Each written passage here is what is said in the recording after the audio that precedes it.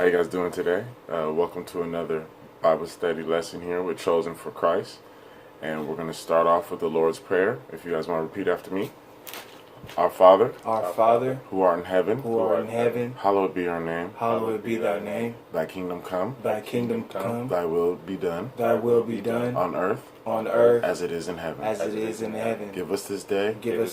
Our daily bread. And forgive us our debts. As we forgive our debtors. Lead us not into temptation. But deliver us from evil. For thine is the kingdom. The power. And the glory. Forever. So be it. Okay. Today our lesson is on the 12 tribes. So we have an in-depth lesson on the 12 tribes of Israel. The same people that was with Moses through the Red Sea. They didn't die off like everybody says. They're still here alive today in 2018. And we're actually commanded to find these people. So I'm going to show you guys all of this today. So where we're going to start off is in Hosea 4:1. So if you get Hosea 4:1 from me, if you get Colossians 1:26.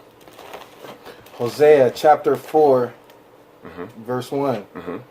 Hear the word of the Lord, ye children of Israel, for the Lord hath a controversy with the inhabitants of the land. See, so the Most High has a controversy with the inhabitants of the land. So the people that are currently in the land, the Most High has a problem with them. Why? Because there is no truth, no mercy, nor knowledge of the Most High in the land. Right. So this land here in America, there's no truth. Nobody really knows who the Most High is, and there's no knowledge of the Most High here. There's no mercy. People are very heartless nowadays, and this country was built on blood. It was actually built on the blood of the saints. Okay. There's no mercy here in this land. Continue. Verse 2, by swearing and lying and killing and stealing and committing adultery, they break out, and blood toucheth blood. Right. So while they're doing all these different forms of sin, blood is touching blood. All right. So this is why the Most High has a problem with this land. Keep going. Verse 3, therefore shall the land mourn, and everyone that dwelleth therein shall languish with the beast of the field. Right, so everybody's going to be suffering in that land. Keep going. And with the fowls of the of heaven. Yea, the fishes of the sea also shall be taken away. Verse 4, let no man strive, nor reprove another. Right, so let no man strive or reprove another. Right now we're living in a time where can't nobody tell each other nothing. You can't tell nobody nothing nowadays. Everybody has this, oh, well, that's what you believe, and, well, this is what we believe, and, well, everybody has their own opinion. You can't tell nobody nothing nowadays. Continue. For thy people are, for thy people are as they that strive with the priest. Verse 5, therefore shalt thou fall in the day, and the prophet also shall fall with thee in the night. My bad. Skip to verse 6. Go ahead. Verse 6, my people are destroyed for lack of knowledge. Right, so my people are destroyed for lack of knowledge. Okay, so a lot of people are destroyed for not knowing stuff, right? So my people are destroyed for lack of knowledge. That's very clear. Keep going. Because thou hast rejected knowledge. And also, when the truth was out there to get, they rejected that, right? So a lot of people is caught up into a lot of paganism. They don't know who they are and all this because not only was there a lack of knowledge for them, when the truth was out there, they rejected the truth, okay? So we don't want to reject the truth today, okay? Go ahead, read what you got for me in Colossians. You want me to finish this out? No, that's okay. Colossians chapter 1, verse 26. Even the mystery which hath been hid from ages and from generations, but now is made manifest to his saints. Right. So there's a bunch of stuff that's been made hidden. Okay, it's been laid dormant right now, but now it's being manifested to us right now, and that's the stuff that we're about to go over today. Get from me Deuteronomy 32:7, and you get from me Job 8:8. Okay, so now I'm going to actually show you that the Bible actually commands you to go in here and figure out who you were from the Bible. Okay, you need to know who you was from the Bible because you're bound to repeat the future if you don't know the past, right? So you need to know who you are. But I'm going to show you in the scripture where it commands you to know who you are. Go ahead, read. Deuteronomy chapter 32, verse 7. Mm-hmm. Remember the days of old. Remember the days of old. Uh-huh. Consider the years of many generations. Uh-huh. Ask thy father, and he will show thee. Right. So consider the age of many generations. Okay, it's telling you to ask your fathers and ask them. Okay, who am I? Where am I from? Where are my people from? This is the Bible right here telling you to go and ask for this information. Keep going. Thy elders, and they will tell thee. Okay, so they'll tell you too. If you ask your parents, they'll tell you. Okay, so this is where he's commanding you to do this. Go ahead and read what you have. The book of Job, chapter 8. For inquire, I pray thee, of the former age, and prepare thyself to search of their fathers. Right, so he's saying, listen, I'm praying to you, listen. I'm compelling you, listen. Inquire about the former age. Okay, you need to figure out what's going on. Ask your parents who you are and where you're from. Keep going. Verse 9. For we are but of yesterday, and know nothing, because our days upon earth are a shadow. Right, so you're not here long enough to know everything, okay? That's very clear. You know that. We're a lot of us are only 20, 30, 40, 50, 60 years old. That's a small time in the timeline, okay? So you need to ask your parents and stuff where you're from. Okay, get from me Leviticus 26 and 40, and you get from me Matthew 10 and 5. Okay? Leviticus chapter 26, verse 40. If they shall confess their iniquity. Right, so if they confess their iniquities, you need to confess your sins. And the iniquity of their fathers. And the iniquities of who? Their fathers. Right, so the word is telling you to confess your iniquities and the iniquities of your fathers. With their trespass which they trespassed against me. Right, because our fathers didn't do what they were supposed to do. Right, we're supposed to go on our history and realize why we are in this current situation that we're in right now. Okay, and I'm specifically talking to your so-called blacks, your so-called Hispanics and Latinos, your so-called Indians, Native Americans, okay, your indigenous people here in America. I'm talking to you, okay? Keep going. And that also they have walked contrary unto me. Right, so your fathers walked contrary to the Most High, okay? They weren't doing what they were supposed to do. Keep going. Verse 41. And that I also have walked contrary unto them. So not only were your forefathers walking contrary to the Most High, because they were walking contrary to the Most High has actually been walking contrary to your forefathers. Okay, that's why your forefathers are poor. That's why they don't have anything. Okay, that's why they have a whole bunch of curses over them, because the Most High has been walking contrary to them, and He's telling us right here. Keep going. And have brought them into the land of their enemies. Right. So we're not even in Israel right now. We're in the land of our enemies. Keep going. If then their uncircumcised hearts be humbled, and they then accept of the punishment of their iniquity. So right now, if you guys be if you're uncircumcised heart, you don't know who we are. If you guys be humble, He's doing all this to humble us. So we get, man, I'm poor, I ain't got nothing. What am I going to do? I guess I ain't got no choice but to look towards God, you know. So that's what He's saying. This is to humble you. Verse 42. Then will I remember my covenant with Jacob. Right. See, once you ask for forgiveness of your sins and you realize why you're in the predicament you're in, because you guys were walking contrary to the Most High, and that's why the Most High was walking contrary to you, and you ask for forgiveness and you humble yourself and you fall on your knees and you say, I'm sorry for being a sinner, and I'm sorry that my father was a sinner. Okay, this is what He's telling you. This is where He's telling you to come. This is what the conclusion is if you come to this conclusion. Keep going. And also my covenant with Isaac. Start from 42 over again. Verse 42. Then will I remember my covenant with Jacob. Once you come to this point, then He's going to remember His covenant He had with Jacob. He made a covenant with Jacob. And also my covenant with Isaac. He made a covenant with Isaac. And also my covenant with Abraham. And He made a covenant with Abraham. Okay, they were the Most High's friends. Okay, so you want the Most High to remember this covenant. Okay, this covenant is a promise for you for salvation. Okay. Will I remember, and I will remember the land. Right. Then He'll remember the land and put us back to where we are. So we got to remember who we are and where we're from. Okay. Go read from me what you got. Matthew chapter 10, verse 5. These 12 Jesus sent forth and commanded them, saying. Okay, so this is Jesus right here. Okay, this is Christ Jesus. He's sending the disciples out right here, and he's giving the disciples a commandment. What's he commanding them? Go not into the way of the Gentiles. So go not into the way of the Gentiles. Okay, so everybody when they're out there and they say that, oh, Jesus Christ was for everybody. Listen, right now he's telling the Gentiles, he's telling his disciples to not go in the way of the Gentiles. And into any city of the Samaritans enter ye not. Keep going. But go rather to the lost sheep of the house of Israel. Right, so he wanted you to go rather to the lost sheep of the house of Israel. He wanted you to go figure out who the lost sheep is. These people that went into their genealogy and they know who they are now, okay? The prophets, they knew who people were, okay? Just like today we're telling you guys who you are, okay? Christ was telling the disciples to do the same thing. Okay, he was telling them to do the same thing. Is that the whole verse?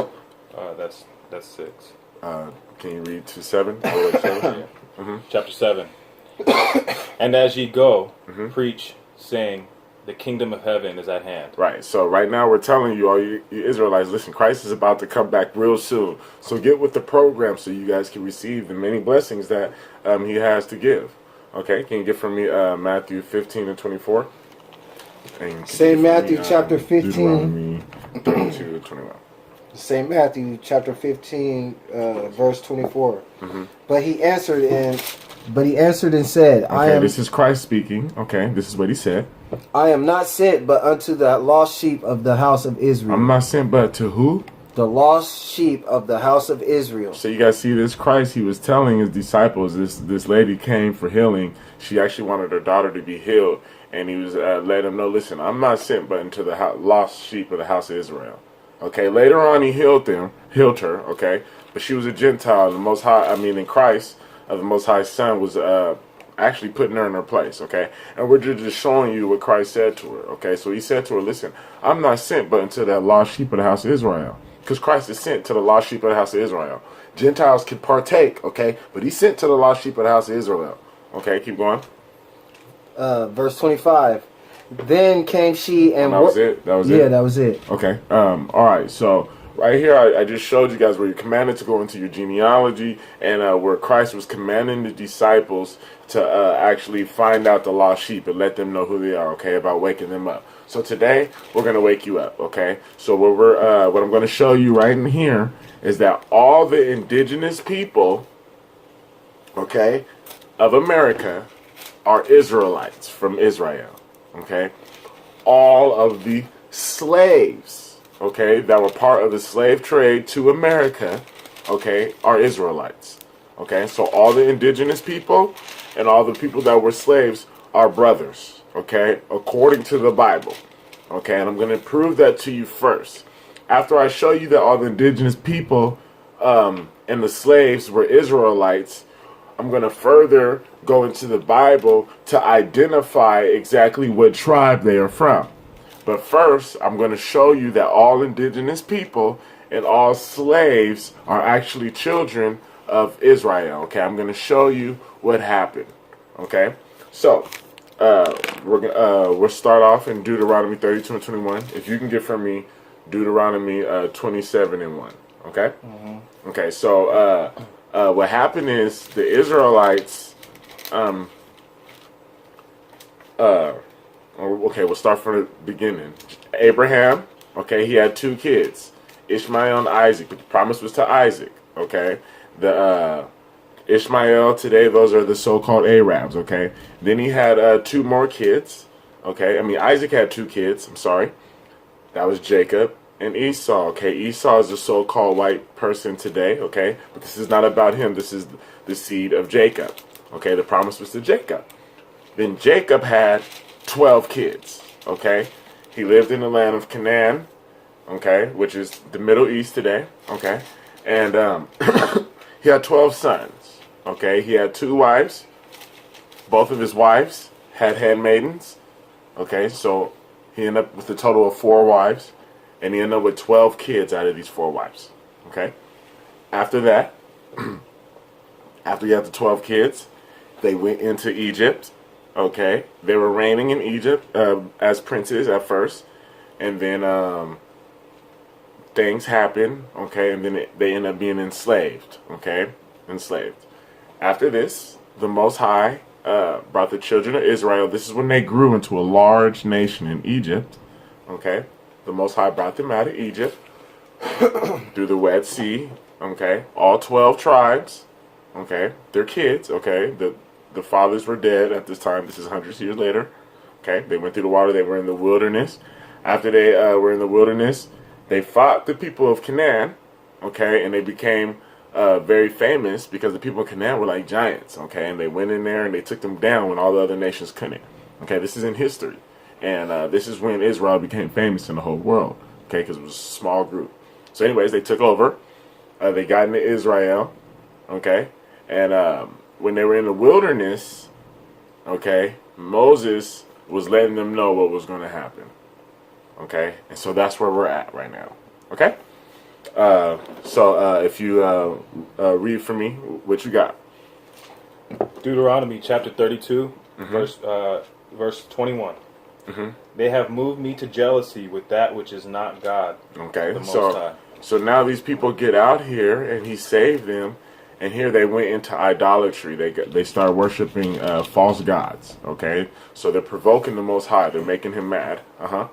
They have provoked me to anger with their vanities, and I will move them to jealousy with those which are not a people. Right. So he said he's going to move them to jealousy. So he's about to switch all these blessings to the people that were not the Most High's people, that were not God's people.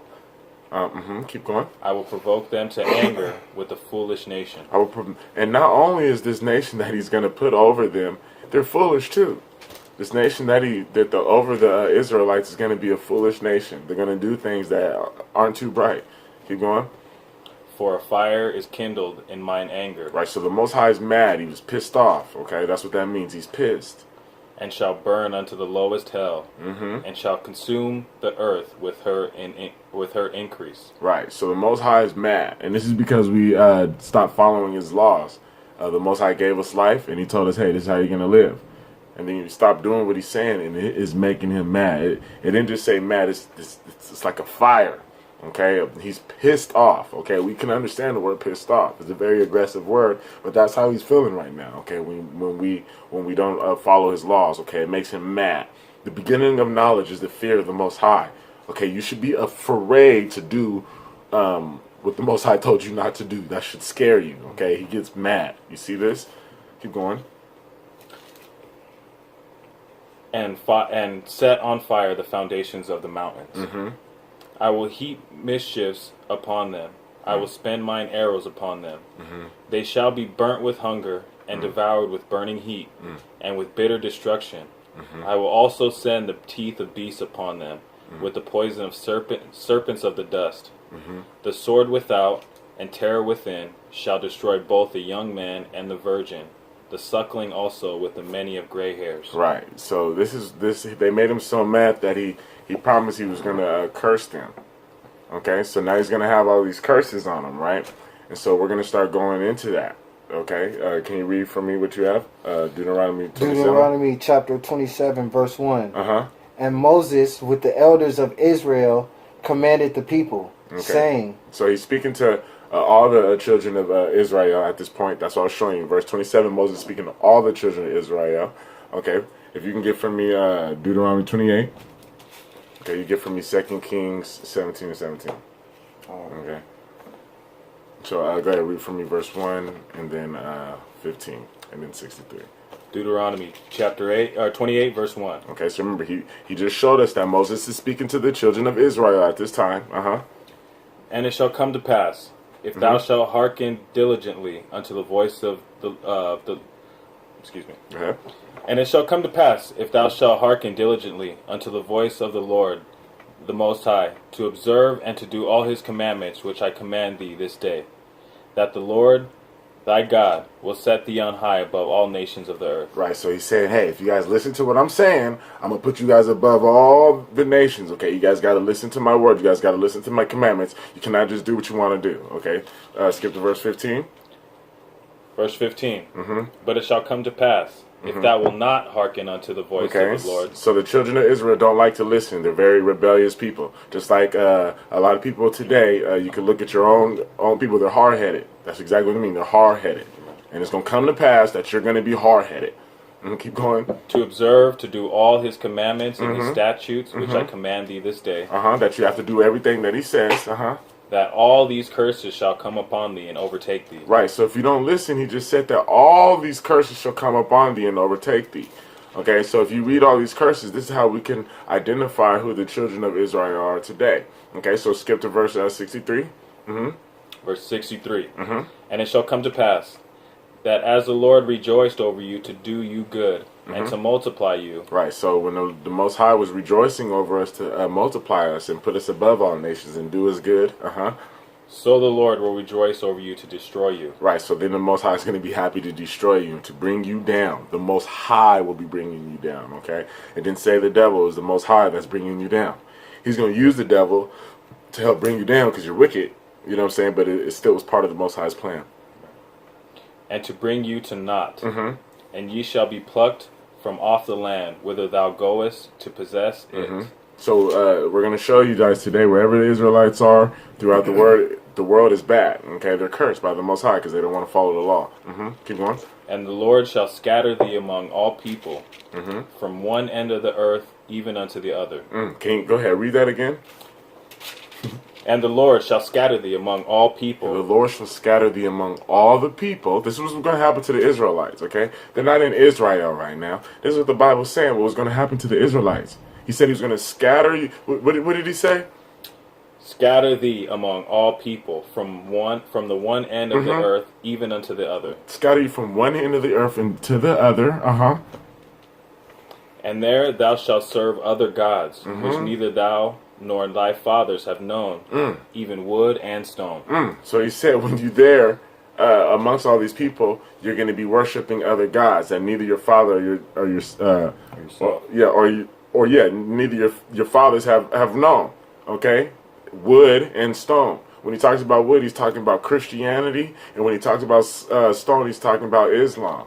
Okay, praying to a wooden cross, praying to a stone, to a stone cube. Okay, a rock within a cubic house. Okay, the Kaaba stone in the Kaaba house.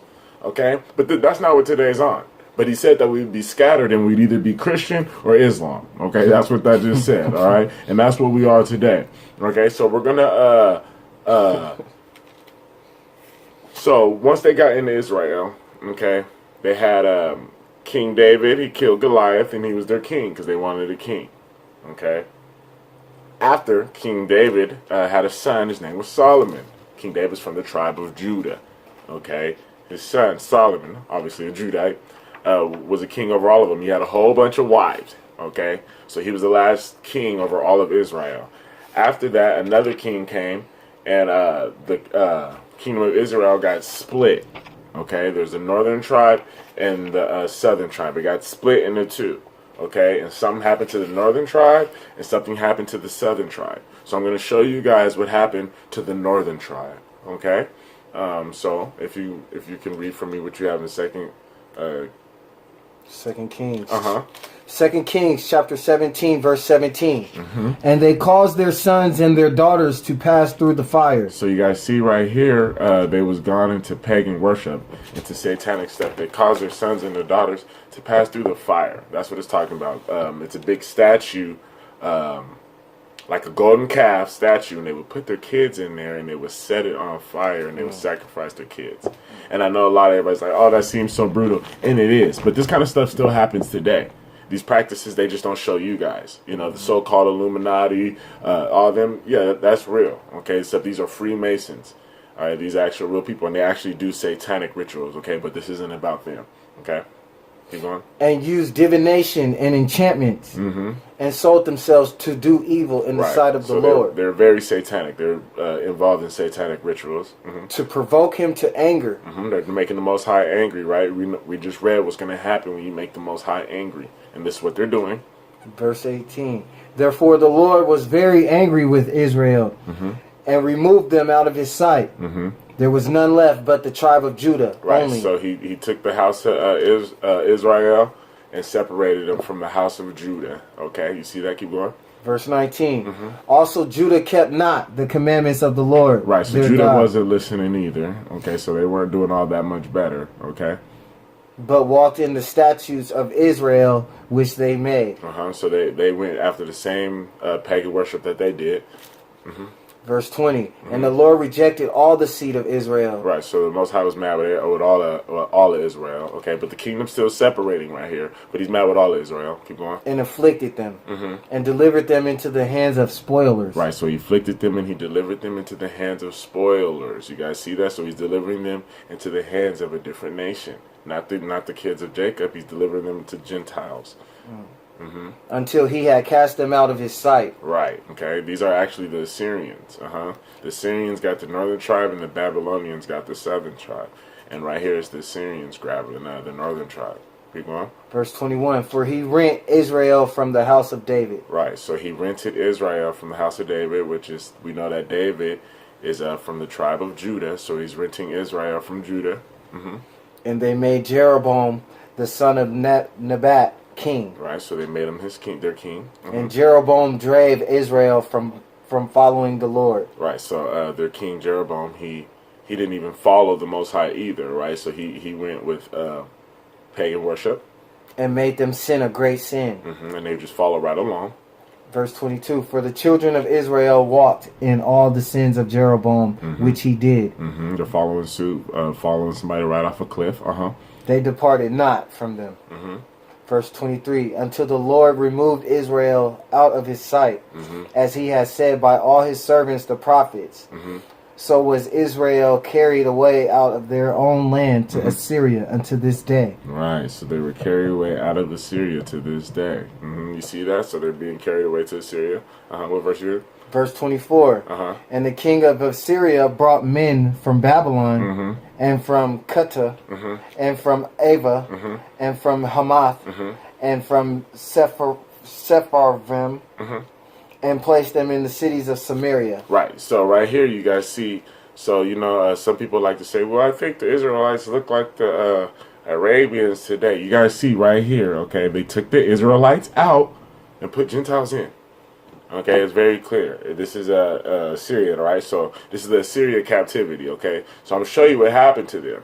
And so what happened to them is actually in the Apocrypha, which was part of the King James Version Bible, and they took it out in the 1900s. And this is part of the reason that they took it out. Okay, King James translated the Bible, was in the Bible, people was reading about it for thousands of years. But the Romans decided to take it out. And then if you go look in their books, it's still in their books. They just didn't want you to read it. Okay, so we're going to read it for you today. Okay, we're going to show you why they took it out. All right, go ahead.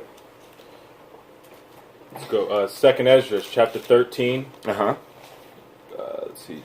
39? Yeah, verse 39. For 39 through 46, okay? And whereas thou sawest that he gathered another peaceable multitude unto him. Right, so whereas I saw he gathered another peaceable multitude unto him, okay? They're talking about Christ at his return. So when he returns, there's a multitude that's going to be for him in Africa that he's going to go and he's going to actually end up defending. And there's another multitude that he's going to see gathered to him, and that's what they're talking about right here at this time. So Esdras, who is Ezra, okay, he's had a vision right now, and he's seeing this second multitude, which is not the multitude in Africa. This is the other multitude that he's seeing right here, okay? Those are the 10 tribes, which were carried away prisoners out of their own land in the time of Hosea the king, whom Salmanasar, the king of Syria, led away captive. Okay, so you guys see right here, so this multitude that he's seeing is the northern tribe that we just read about in 2 Kings that got taken out of Israel. Okay, this is who we're reading about right now. This is who he's seeing right now. Okay, so this is what happened to them. Okay, and this is how Christopher Columbus even knew where to come in the Americas, is because he actually read the Apocrypha. Okay, do your research. Go ahead. And he carried them over the waters, and so came they into another land. So the Most High carried them over the waters into a different land. But they took this counsel among themselves, that they would leave the multitude of the heathen and go forth into a further country where never mankind dwelt. Okay, right. So from that land, they was like, hey, man, let's get out of here. Let's keep the laws like we never kept in our own land, okay, where there's no man. Let's go where there's no man. Okay, that's where we're going right now. Verse 42, that they might there keep their statutes, which they never kept in their own land. Right. So let's keep the law, statutes. Let's follow the word of God like we never followed in our own land. And they entered into Euphrates by the narrow passages of the river. So the Most High opened up a river for them. He opened up a passageway for them to go. For the Most High then shewed signs for them and held still the flood till they were passed over. So he showed signs in heaven and he showed them where to go. The Most High was like, okay, you guys want to follow the laws in your own land? Well, look, I kept a land for you that no man's been there. Okay, since the flood. Okay, this is after the flood. Nobody's been there since the flood. Okay, before the flood is a different story. Okay, we're not on that. But so there should be no man there. There's no man there. You know, I'll show you signs. I'll show you guys how to get there. Verse 45. For through that country there was a great way to go, namely of a year and a half, and the same region is called Arsareth.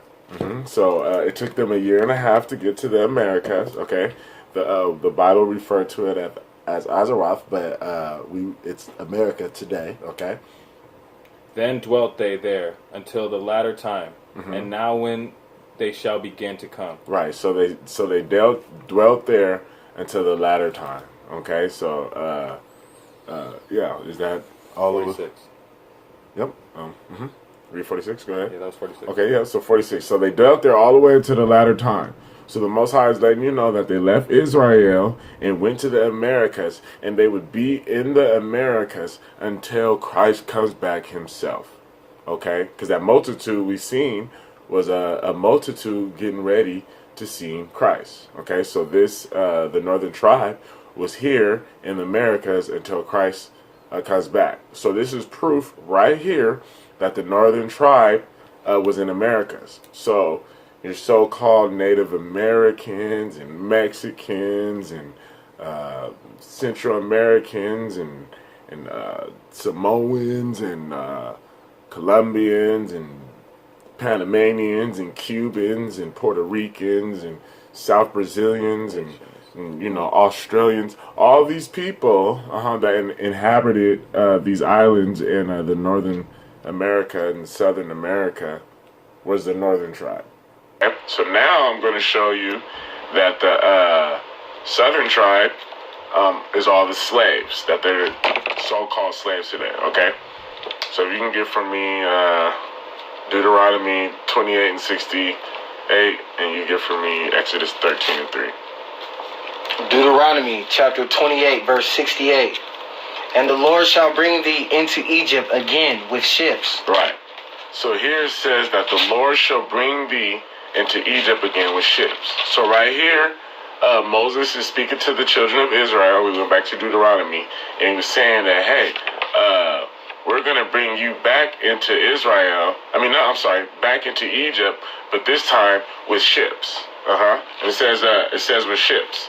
Okay, and so we know that they're not actually talking about Egypt, because Egypt is it represents like a slavery, house of bondage, because they actually came out of Egypt, and Egypt's right by Israel, so there's no need to go by ships. Okay, but we'll prove that to you. Can you read for me Exodus 13 and 3? And you stay there. Exodus chapter 13, verse 3. And Moses said unto the people, remember this day in which ye came out from Egypt, out of the house of bondage. For by strength of hand the Lord brought you out from this place. Okay. There shall no leavened bread be eaten. Right. So he said, out of the house of bondage, which is spiritual. Go ahead, read that again. I'm sorry. And Moses said unto the people, remember this day in which ye came out from Egypt, out of the house of bondage. Right. So remember this day when I brought you out of Egypt, the house of bondage. Okay, it was called the house of bondage right there. Okay. Can you read Revelations 11 and 8. Okay. Revelations chapter 11, verse 8. And their dead bodies shall lie in the street of the great city, which spiritually is called Sodom and Egypt. Right. So it's spiritually called Sodom and Egypt. Okay. So it says that the saints' dead body will be lying in this place called spiritual Sodom and Egypt. Okay. So this is a representation of Egypt. Okay. I just showed you right here. It says so. If you go back to Deuteronomy 68, it says that the Lord will bring you into Egypt again. When he says Egypt, he's talking about when he says Egypt, he's talking about slavery. So the Most High is going to bring them back into slavery again. Okay, and right. So keep going. Deuteronomy chapter 28, verse 68. And the Lord shall bring thee into Egypt again with ships. Right. So the Lord's going to bring you into slavery again with ships. By the way whereof I spake unto thee. Right. So now there was only one people or one time in history where there was a mass slavery that was done by ships. Okay. And that was done to your so-called African Americans today. Your so-called African Americans, your so-called West Indians, okay, those are your Jamaicans, and your so-called Haitians, okay, they were all part of the slave trade, okay, so this is how we know that they're Israelites, okay. Thou shalt see it no more again, and there ye shall be sold unto your enemies for bondmen. So when it says thou shalt see it no more again, he's saying that this will be your last captivity. After this captivity, Christ is coming back. For ye shall be sold unto your enemies for bondmen and bondwomen. Right. So that's you should be sold to your enemies, right? For slave men and slave women. Okay. So he was telling them that you guys were going to be part of a slave trade that will spread to all corners of the earth, right? And there you would be sold to your enemies. Who are the enemies of the Israelites? The Edomites. Okay, they were sold to their enemies. Keep going. And no man shall buy you. And no man shall buy you means no man shall save you. Okay, so nobody's going to save you from this. Nobody can save us from this, only the Most High. So we have all these marches and all this stuff. We're looking for an answer, and we don't realize that the answer is us following commandments. That's the only thing that could actually save us. Okay, and so now I'm going to go into more proof that that Deuteronomy 28 was actually talking to the slaves today. Brother Daniel, can you read verse 26 to 28 and 26? Okay, so we're just going into some of the curses. Can you get from me Luke 21 and 20? We're just going into... You want to start at 26 or yeah, start at 26. Deuteronomy 28, chapter 28, verse 26. So these are just some of the curses that the Israelites were going to be going through, okay? And this is how we know that the people that were in slave trade today are the same southern tribe that was left in Israel, are the same people that was enslaved in America. So the same people enslaved in America were the Jews, because this is what it said was going to happen to the Jews. So let's read what was going to happen to the Jews and see if this is the same thing that happened to the slaves. Verse 26. And thy carcass shall be carcass it's a dead body. Okay, so a carcass is a dead body. Shall be meat unto all fowls of the air. Right, so they're going to be hanging a dead body in the air. And unto the beasts of the air, and no man shall fray them away. Right, so even unto the beasts of the earth, okay, and no man's going to fray them down. Okay, so this is talking about being lynched. Okay, who was lynched? Right, we know who was lynched. Okay, get from me number 30. Read number 30. Verse 30. Thou shalt betroth a wife. Right, so you're going to marry a girl. And another man shall lie with her. Right, so the slaves, they would marry somebody, and here comes master. Well, I'm about to get a piece of your wife first, okay? And after that, I might get a piece of you. So you better be quiet. Okay, this happened to the slaves. Keep going. Thou shalt build an house. So you're going to be out there, you're going to be building a house, a nice little house.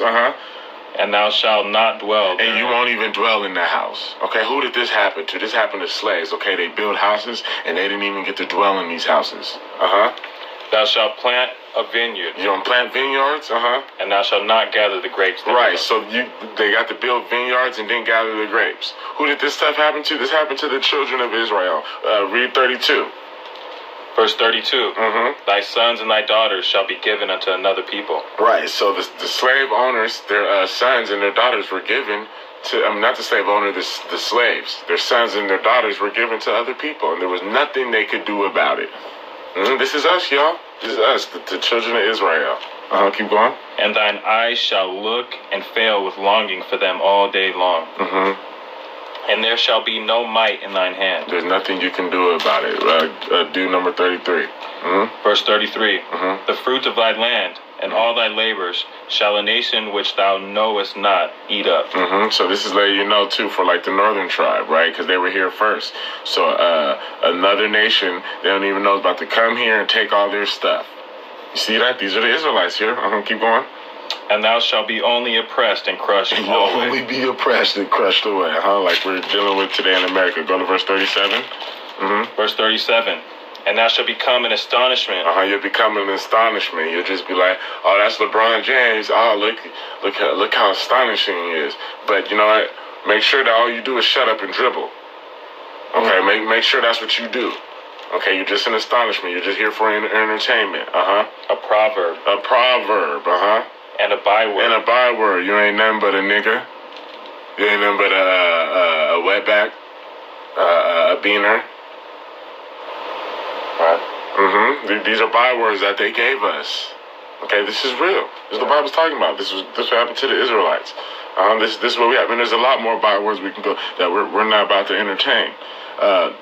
Give from me number 43. I'll finish that off. Go ahead. I'm sorry. You should become all that. You should become a byword. A byword. Among all nations. Among all these nations, you'll be a byword. So among all these nations, wherever you are, they're going to have a racist little word for you.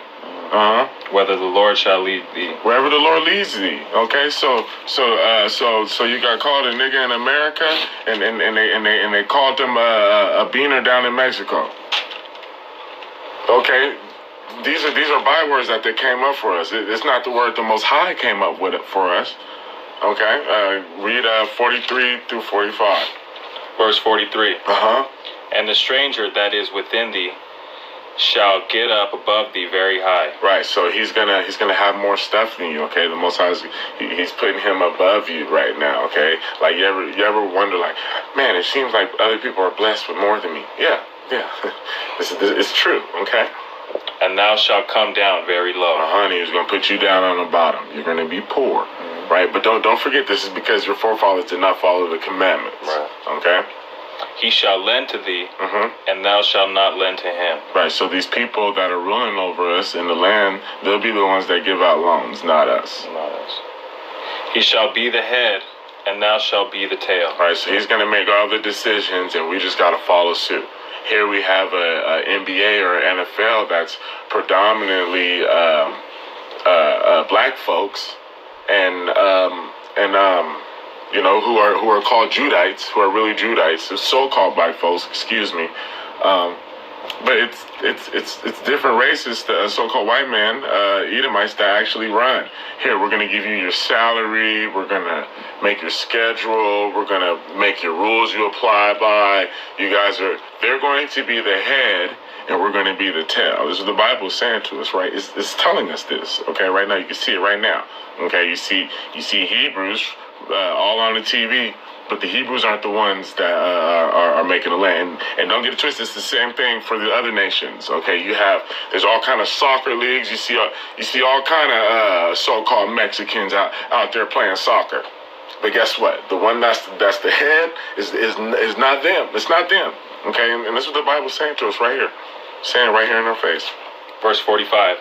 Moreover, all these curses shall come upon thee, and shall pursue thee, and overtake thee, till thou be destroyed. Right. So all these curses will come upon the children of Israel. Keep going. Because thou hearkenest not unto the voice of the Lord thy God, to keep his commandments and his statutes which he commanded thee. Read 63 through 64. And he's making sure you don't forget that this is happening because you didn't obey the law, statutes, and commandments, okay? And we read this earlier, but we're going to read this again. Verse 63, and it shall come to pass that as the Lord rejoiced over you to do you good and to multiply you, so the Lord will rejoice over you to destroy you. So the Most High is going to be the one that's looking over you to destroy you because you're not following the law, statutes, and commandments. And to bring you to naught. And ye shall be plucked from off the land whither thou goest to possess it. And the Lord shall scatter thee among all people, from the one end of the earth even unto the other. And there thou shalt serve other gods, which neither thou nor thy fathers have known, even wood and stone. Right. So he said, "Hey, I'm going to scatter you guys." Okay, it's the Most High that did this. All right. So the Southern King, they were part of slavery. Okay, we just read all about slavery. That tells you what happened to them. Okay, and I'm going to go into a little bit more detail on how this happened to the southern tribe. Okay, so after Christ, he came from the tribe of Judah. Okay, there's 3 tribes in the house of Judah. That was tribe of Judah, the tribe of Benjamin, and the tribe of Levi. Okay, they were left. The other nations were gone. Okay, we'll get on the tribe of Dan. They were doing some sneaky stuff right now. Okay. But anyways, the southern tribe was left in Israel. Christ came out of Judah, and they killed Christ. And after they killed Christ, they were coming after the Israelites. So the Israelites had to flee into Africa, okay, and flee into the wilderness for some time before later on eventually being sold into slave ships and being brought to the same areas as their brothers. Okay, and we're going to just read a little bit briefly about them running.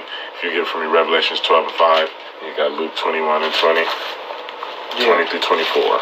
Okay, you're reading 5, 12 through 14. Revelations 12. St. Luke chapter 21, verse 20.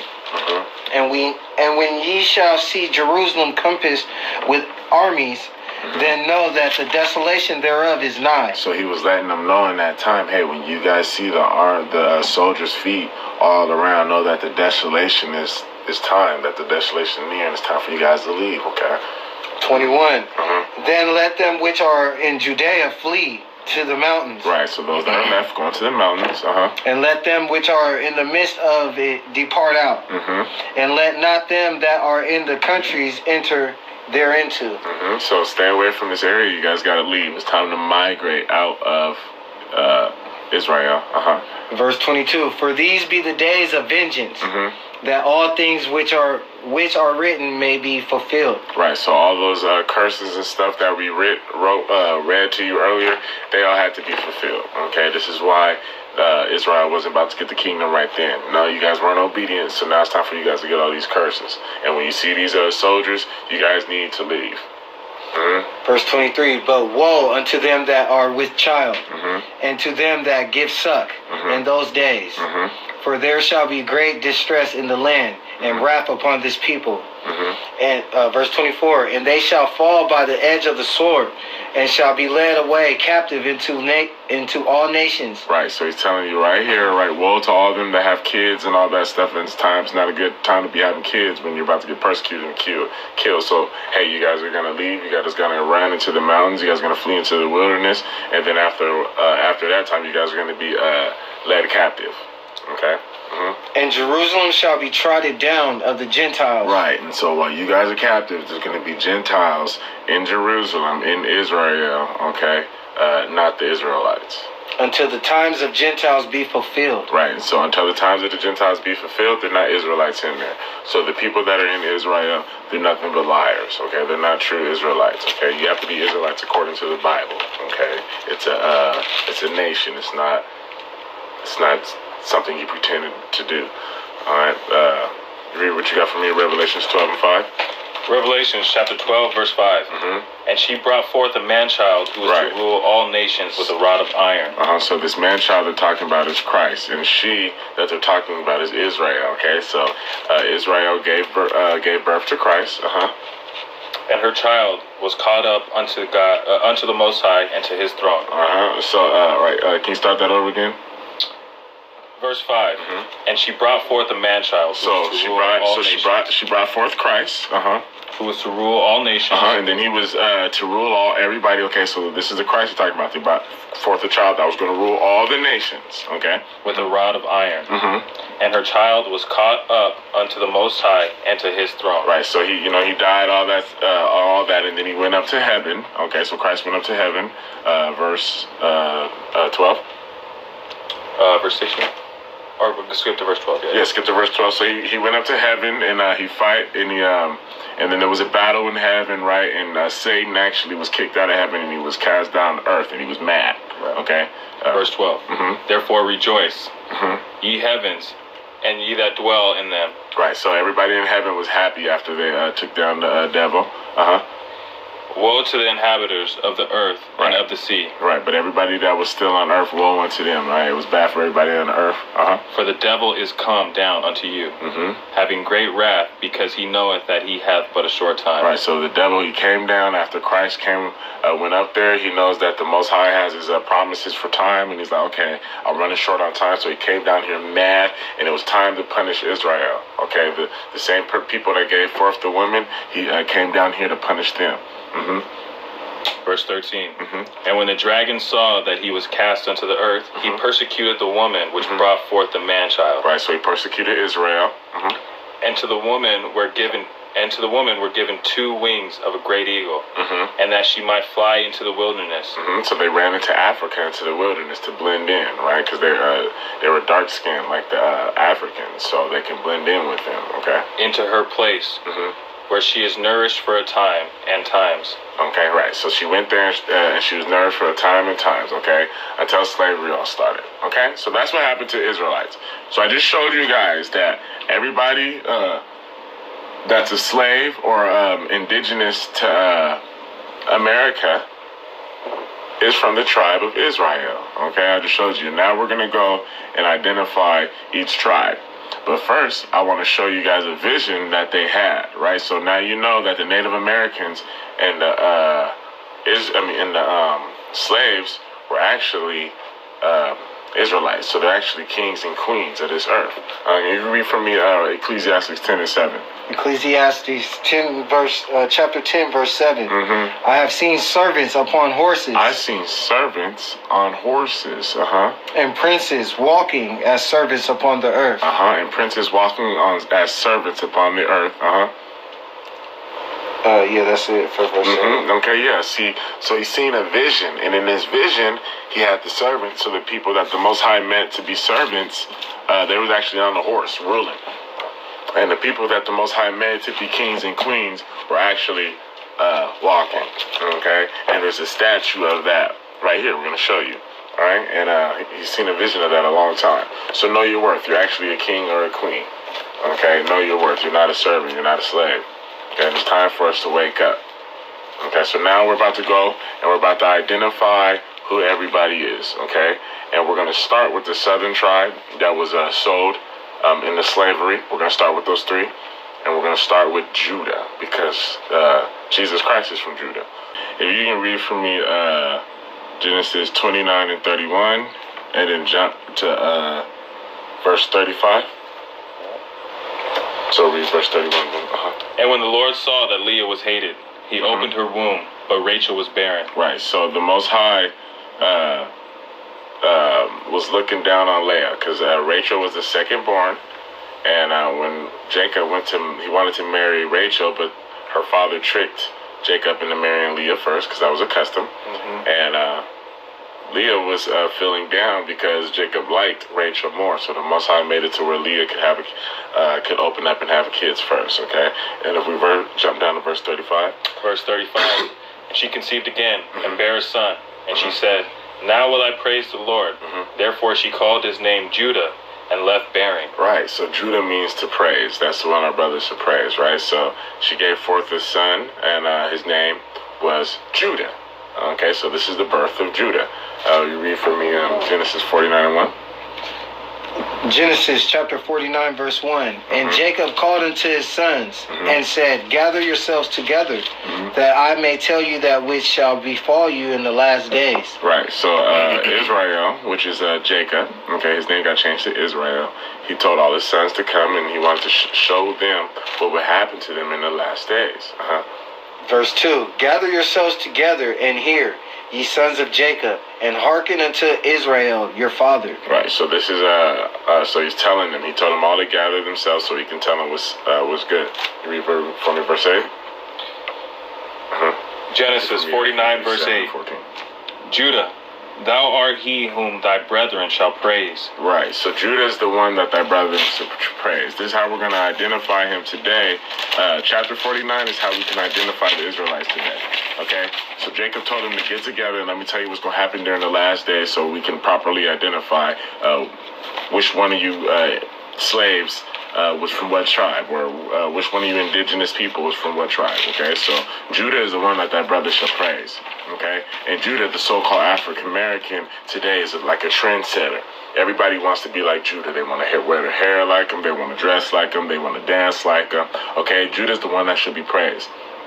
Now, this doesn't mean that they're going to come out and say, hey, I want to be like the black people. Okay, they're not going to that's not what this means. It's just saying that everybody's actions will copy the black people, whether they really acknowledge it in their heart or not. Okay, this is how we know that Judah is the so-called African Americans today. Thy hand shall be in the neck of thine enemies. Right, so Judah also hand's going to be in the neck of her enemy. If you look today, every time Edom or the so-called white man does anything, the person that's always running his mouth got something to say is Judah, the so-called black man. So going back where it says, thy hand shall be in the neck of thy enemies. So Judah, his hand's always in the neck of his enemy. We always got something to say. We're always the one yelling. We're the ones our brothers should praise. Okay, so this is the characteristics of us. Thy father's children shall bow down before thee. Right. So we would be we would look better than the other nations. Okay. And this is just talking about if you watch the Olympics today, usually the one winning is somebody from the tribe of Judah. Or you look at LeBron James and Kobe Bryant. Okay, they're from the tribe of Judah. Okay, they're the ones that the brothers should praise. Okay, we have our music trendsetters, and it's just, hey, people want to be like Judah. Okay, Judah is a lion's whelp. From the prey, my son. So Judah is like a lion. Okay, the so-called black man is like a lion. Okay, he's comparing us to a lion right here. Thou art gone up. Thou art gone up. He stooped down. He stooped down. Okay, he's ready to attack. Right now, it's talking about how towards the end, at the end of our slavery, we start getting down and we start gathering ourselves and stooping together. And as an old lion, right. It says he stooped down. He couched as a lion. Right, he crouched out as a lion. So right here, he scooped down and he crouched as a lion. If you looked at in the 60s, once they have finally started getting together, who was like, hey, we'll defend ourselves. Okay, just like a young lion, you got to watch out, he might attack you. Okay, so we started defending ourselves, and the Black Panther movement, and there was a lot of movements. Okay, we was waking up. We was a young lion. Okay, we were fierce, scary. But there was the Most High. He's trying to wake us up to who we are. We're supposed to be kings of this earth. Keep going. And as an old lion. Right. Well, time came when they put in a little bit of drugs into the country and into our area, specifically where we was, and it made us become docile. So no longer were we strapped up and ready to defend our people. Now we're out here getting high and doing other things. Okay, now we're like an old lion where we're still scary, but you can go by an old lion and poke them, and then they're like, okay, well, they're not gonna do nothing. We're like an old lion. Okay, that's how the Bible is saying to us. And he's like, hey, who's gonna rouse him up? Okay, who's going to rouse Judah up? All right, go ahead, read for me what you got, Hebrews 7:16. Hebrews chapter 7, verse 14. For it is evident that our Lord sprang out of Judah. So this is showing you that Christ, he came out the tribe of Judah. Of which tribe Moses spake nothing concerning priesthood. Right, so the priesthood was for the Levites, okay, and they fell. and Christ came out of Judah. Okay, and so we're gonna continue to read about Judah. Go ahead and read for me, verse 11. Genesis chapter 49, verse 11. Binding his foal unto the vine, and his ass's colt unto the choice vine. Talking about Christ, because we know how he came on the ass. Keep going. He washed his garments in wine, and his clothes in the blood of grapes. Right, so when Christ comes back, his clothes is all going to be wine, okay? And we want to see why his clothes are all wine. Keep going. His eyes shall be red with wine. Okay, his eyes are going to be red from wine because Christ likes to drink wine. And his teeth white with milk. And his teeth are going to be white with milk. So now we want to see why is Christ's clothes all red with the blood of grapes. Okay, well, I'm going to show you guys why is that. Read for me Isaiah 63 and 1. Isaiah chapter 63 verse 1. Who is this that cometh from Edom? Who is this that is coming from Edom? Okay, so this is Christ on his return. Okay, so when Christ on his return, he's going to go up to Edom. With dyed garments from Basra. So he goes up there with his garments. This that is glorious in his apparel. Right, and Christ is glorious in his apparel. He looks good when he comes down here. Traveling in the greatness of his strength. That I that speak in righteousness, mighty to save. So this is Christ. Verse 2. Wherefore art thou red in thine apparel, and thy garments like him that treadeth in the wine vat? Right, so his garments and his clothes are red. Okay, they're all like somebody spilled wine over it. Okay, we're going to see why. Keep going. Verse 3, I have trodden the winepress alone, and of the people there was none with me. Right, so the winepress, he's talking that he went through the people. Okay, so right here, the people are like grapes. So here Christ goes through Edom, right, and specifically, and he wants to see, hey, which one of these people are with me? For I will tread them in mine anger, and trample them in my fury, and their blood shall be sprinkled upon my garments. Right, so he went there to see which one was there with him, and they wasn't rolling with Christ. So he came there, and his apparel was red and wine. Okay, this is Judah. This is the Judah's son, Christ. You know, Christ came through Judah's seed. Okay, so this is what we're talking about, Judah right here. And I will stain all my raiment. Okay, you guys see that? All right, so can you get for me Revelations 1 and 14? And we're going to show you what Christ looked like. Revelations chapter 1, verse 14. His head and his hairs were white like wool. All right, so right here, they didn't just say white because we know what the color white is. He also described Christ's texture of his hair, and that was like wool. So his hair is white like wool. And we know wool is the same kind of hair as that I have. Keep going. As white as snow. And his eyes were as a flame of fire. Right, so we know his face is white as snow. You can't just look at him because he's glorious and he's shining bright. He's like the star. So you can't look at Christ like that. You got to look down at his feet. And what do we see when we look at his feet? And his feet like unto fine brass. And they said his feet is like the color of brass. As if they were burned in a furnace. Right, so if you take brass and you burn it in a furnace, that's the color of Christ's skin. Okay, they're trying to say that Christ's skin is like burnt brass. Okay, Christ is from the tribe of Judah. He's from the same tribe as a lot of you Hebrews out there. Okay, he's a brother that was killed and went through the same thing that a lot of Judites go through today. Okay, and the Bible seem fit to describe what he looks like to you and tell you where he's from, so you know who you are. Okay, Christ is from the tribe of Judah. So what does that mean? A lot of you Judites out there that are just acting out of control, Christ is from Judah. Okay, and I'm going to show you, go get from me Song of Solomon 1 and 5. I'm going to show you guys right here how the Judites were black as well. Because some people are going to say, well, that was Christ's glorified state, which it was. Okay, so we're going to read this for you. Hold on. Song of Solomon, chapter 1, verse 5. I am black. I am black. This is Solomon talking here. This is King David's son, and King David is from the tribe of Judah, and he's letting you know right here now that he's black. But comely, all ye daughters of Jerusalem, as the tents of Kedar, as the curtains of Solomon. Look not upon me, because I am black, because the sun hath looked upon me. My mother's children were angry with me. Right, so you're saying, he's black, okay, the sun be beating down on him, so these brothers is dark-skinned, okay, so the tribe of Judah has some dark-skinned people in it, okay, but that's not all, okay. If you can read 1 Samuel 16 and 12. Okay, so I want to show you guys the appearance. Since the Bible is showing us what they look like, I'm going to show you what the Bible says. That's all we're doing here, okay? This isn't racist. Okay, I'm just showing you who you are. People don't even know who they are. Yeah, 1 Samuel 16, 12 through 13, please. And this is when they was calling King David. So now we're about to see what King David looked like.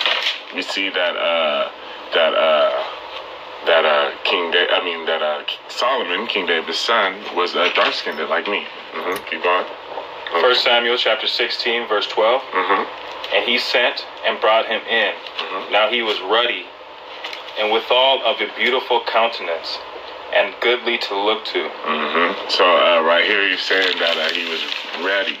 Okay, so now there's a way to identify Edom, and that's red.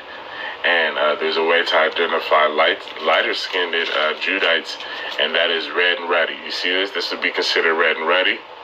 Okay, this is not red and ruddy. Okay, this is a mixture between Judah and Issachar, and he would be considered red and ruddy as well.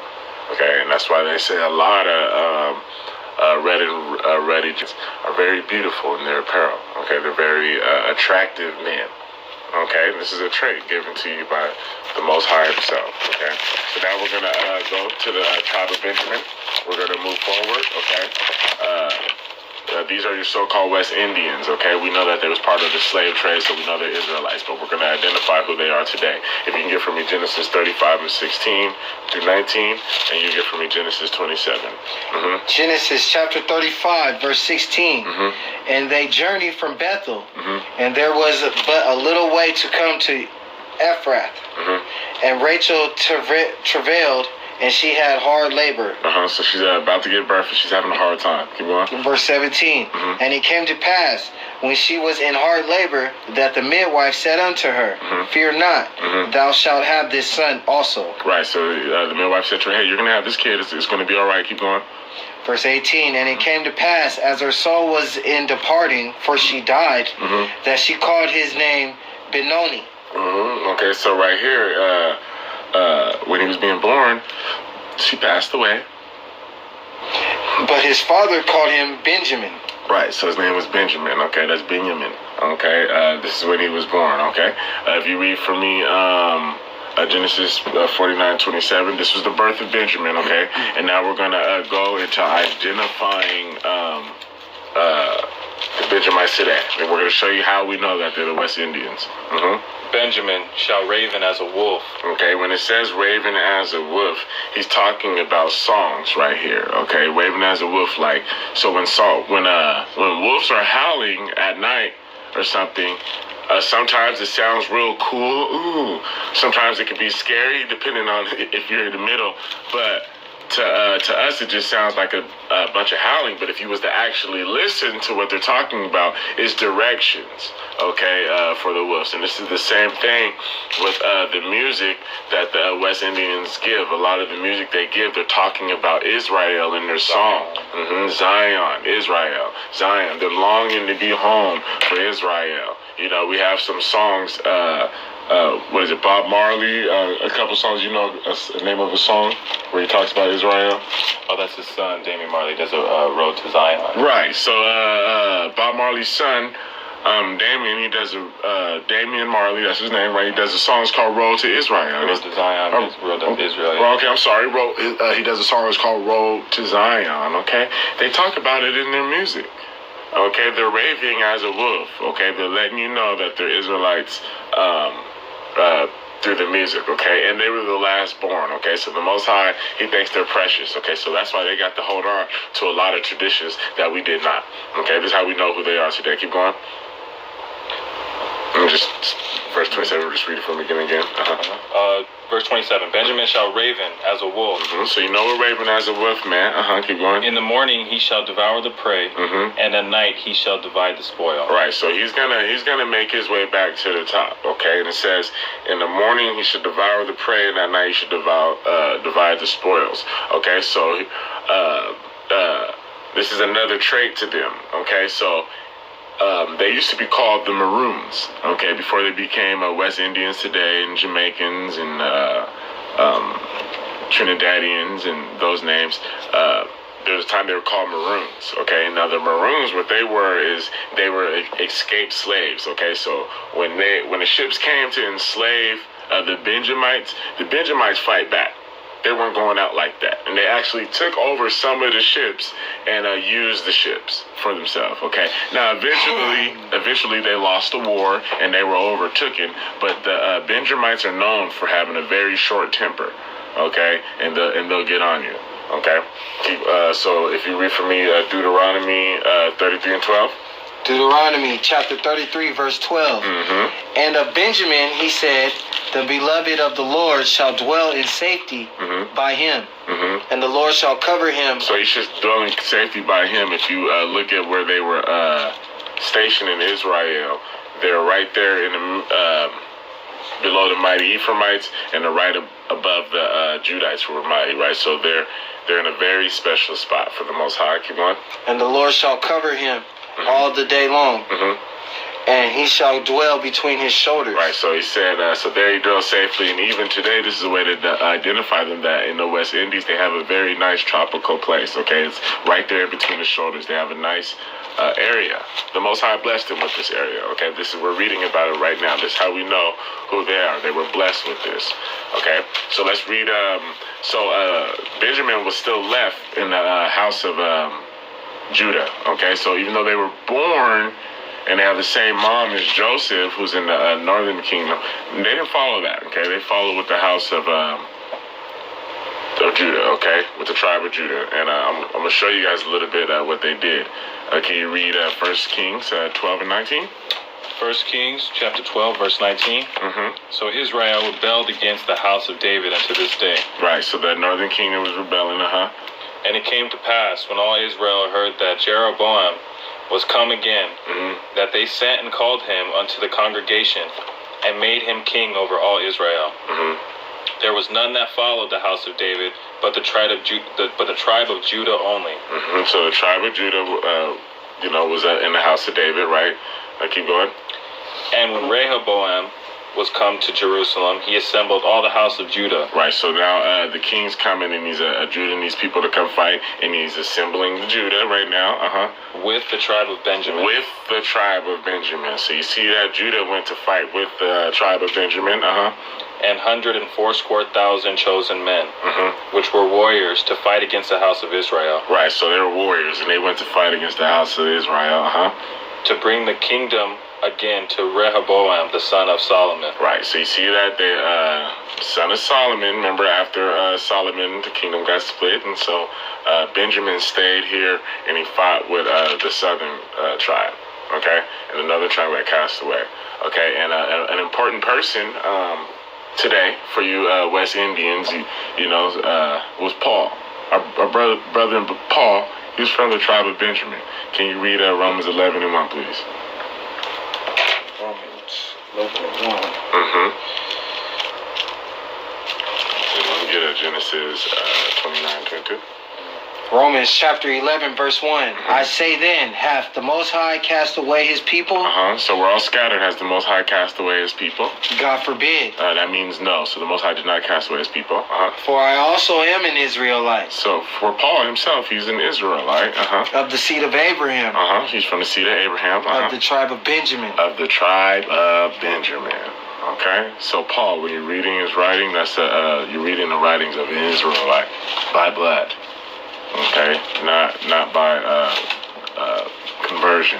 Okay, so the last tribe that was left in the southern tribe was the tribe of Levi, and these were the priests back in for all of Israel.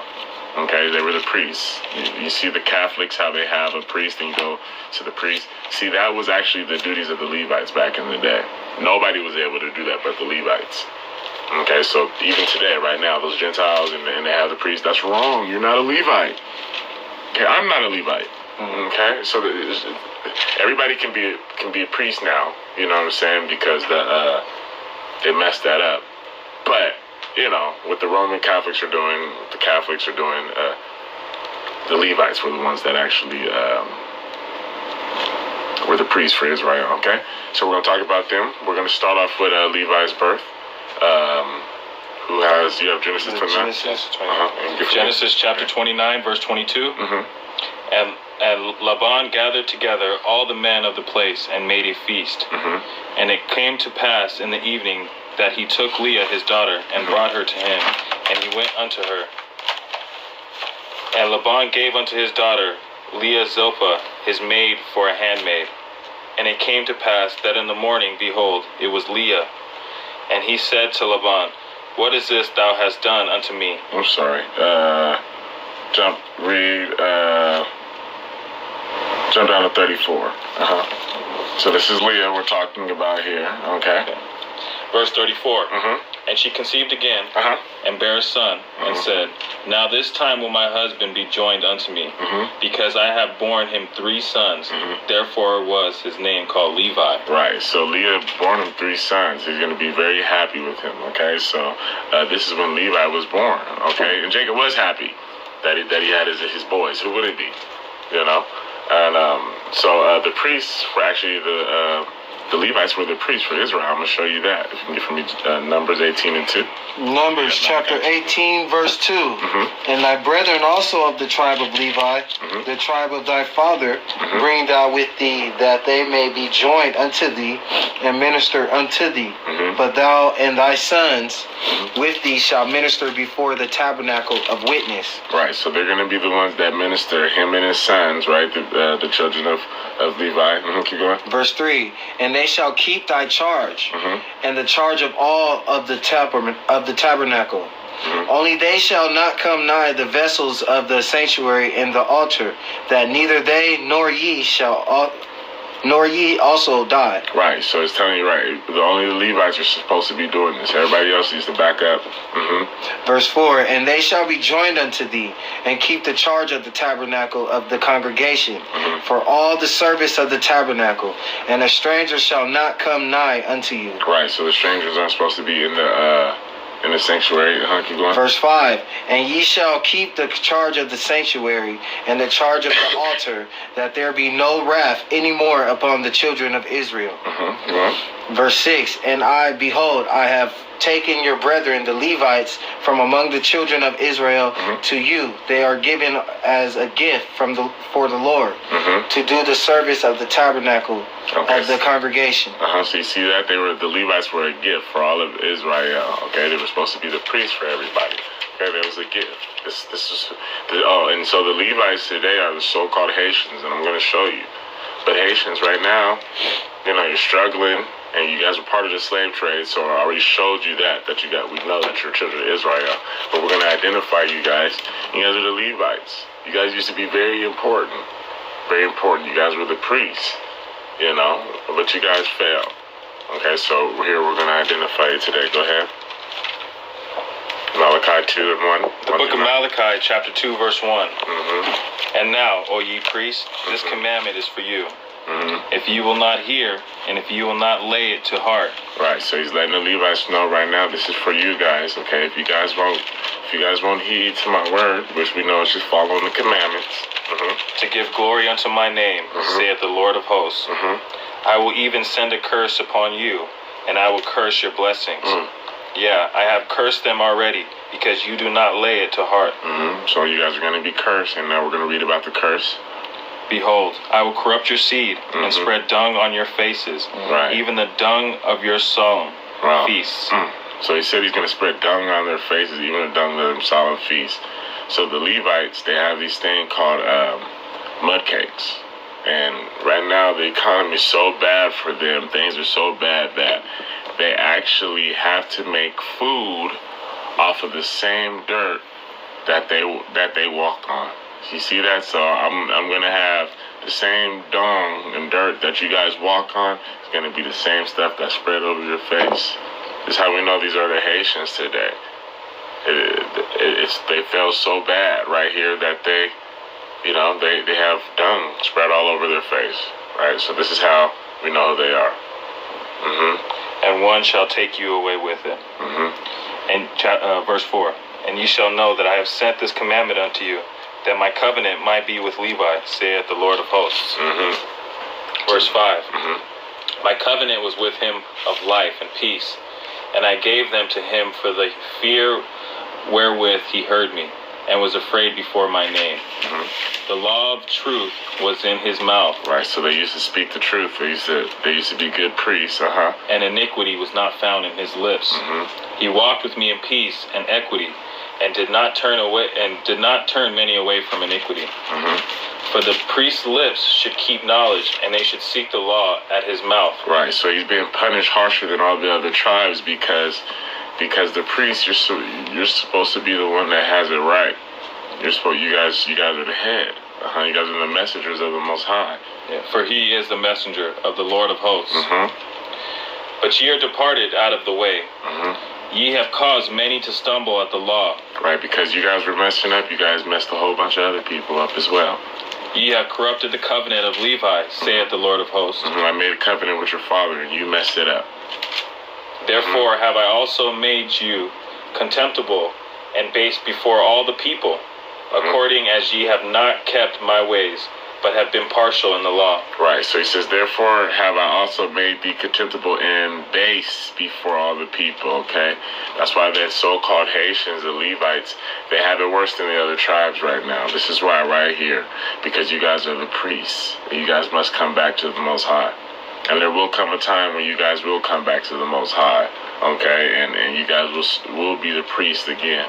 Okay, and I'm going to show you that's a prophecy. Go ahead and read that for him, brother. Jeremiah 33, verse 17. For thus saith the Lord, David shall never want a man to sit upon the throne of the house of Israel. Verse 18. Neither shall the priest, the Levites, want a man before me to offer burnt offerings, and to kindle meat offerings, and to do sacrifice continually. Right, so right here he's showing that David's not going to want nobody else to sit on the throne. It's going to be Christ that's going to sit on the throne, okay? That's the seed of David. It's not going to be no other tribe, okay? Because Christ came from the seed of Judah, okay? And also the priests are going to be the Levites, okay? Levi, when he made a deal with the Most High way back in the day, he made a deal for his seed. Okay, just because they fell, he still made a deal with the Most High, and the Most High honors everything. Okay, so the priests not only are going to want to come back, but they should want to come back. And we have another prophecy about Levi, a way to identify them, and actually a way to identify the brother. If you read that for us, Genesis 49 and 5. Genesis chapter 49, verse 5. Simeon and Levi are brethren. So Simeon, Levi, and brethren represent that they're going to stay on the same island. Instruments of cruelty are in their habitation. Right, so instruments of cruelty are their habitation. Are in their habitation. Right, so they're involved in a lot of dark and wicked voodoo and satanic things like that. Okay, so they're still highly spiritual people, but they've just gone away into voodoo and into bad things like that. Okay, and their brother that's there is Simeon. So this is how we can identify who Simeon is also. Okay, so we know that Simeon, he's an indigenous person, indigenous people, right? So now we're moving to the northern tribe as well. Okay, but both of them have gone in practices with very satanic things. And instruments of cruelty. Yeah, instruments of cruelty. And we were talking about it earlier today, how even though the Levites were the priests, so they were the most spiritual, other Hebrews be having the same qualities. Okay, so they both went away into this voodoo and this instruments of cruelty, this habitation. Okay, and that's how we can identify them today. But Simeon doesn't have it as bad as Levi, okay? Simeon doesn't have to eat his dirt, okay? But their brothers, they don't even know their brothers. Is that, yeah, okay, that was all that. Okay, So now we're on Simeon. So I'm going to go to the birth of Simeon. Can you read for me Genesis 29 and 32? Genesis chapter 29, verse 32. And Leah conceived and bare a son, and she called his name Reuben. For she said, surely the Lord hath looked upon my affliction. Keep going. Now therefore my husband will love me. Keep going. Verse 33, and she conceived again and bare a son, and said, because the Lord hath heard that I was hated, he hath therefore given me this son also. And she called his name Simeon. So Simeon, right? So Simeon was born. You seen that Rachel was hated. Remember we went over that earlier? Rachel was hated, so Leah gave birth to Simeon. So this is the one where was the blessing because of she was being hated. Okay, so this is Simeon's birth. Okay, this is the birth of the so-called your Dominican. Okay, I need you to read for me. It's going to be a testament of Reuben. It's going to be 2 and 5. Testament of Simeon. Okay. Yeah, I'm sorry, the testament of Simeon. And see, so the Simeon, we've already read about them in Genesis, where their habitation is those of cruelty and stuff like that. Okay, voodoo. But right here, Simeon has another curse where he can get jealous or very envious very fast. Okay, they can. This is a trait. Okay, so you Dominicans, you so-called Dominions, you tribe of Simeon, you guys need to be very careful. Okay, because also Simeon got into Catholicism. Okay, voodoo. They were taken over and got into Roman Catholicism. Okay, they've gone into pagan, as in all the tribes did, but they have a spirit of jealousy. Okay, and Simeon did not like Joseph, his brother. Okay, and we're going to read about this in the Testament of Reuben. This is in the pseudographical Bible. Okay, so the Testament of the Testament of Simeon, and this is the letter that Simeon, he gathered all his sons in a similar fashion, and he read to them, and he told them about themselves. Okay, so you go ahead. The Testament of Simeon, chapter 2, verse 5. Because valor also has been given from the Most High to men in soul and body. For in the time of my youth I was jealous in many things of Joseph, because my father loved him beyond all.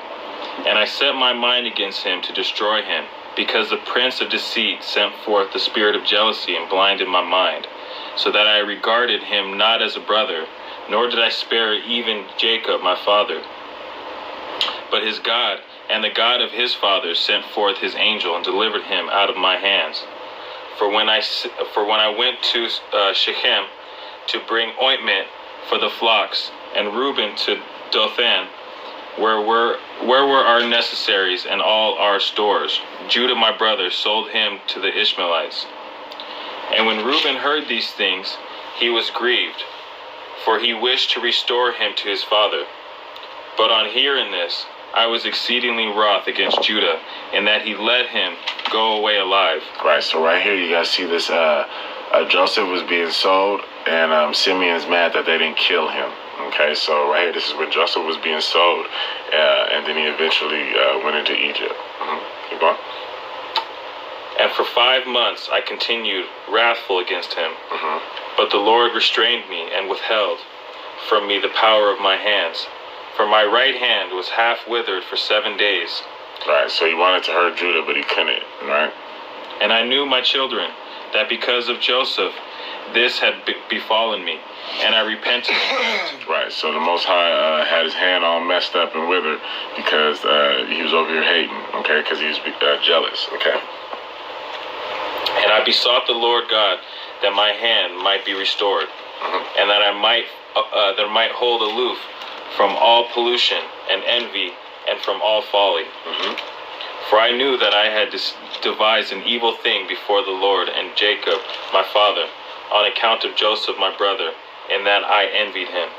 Right, okay, can you jump to 3, 1 to 5?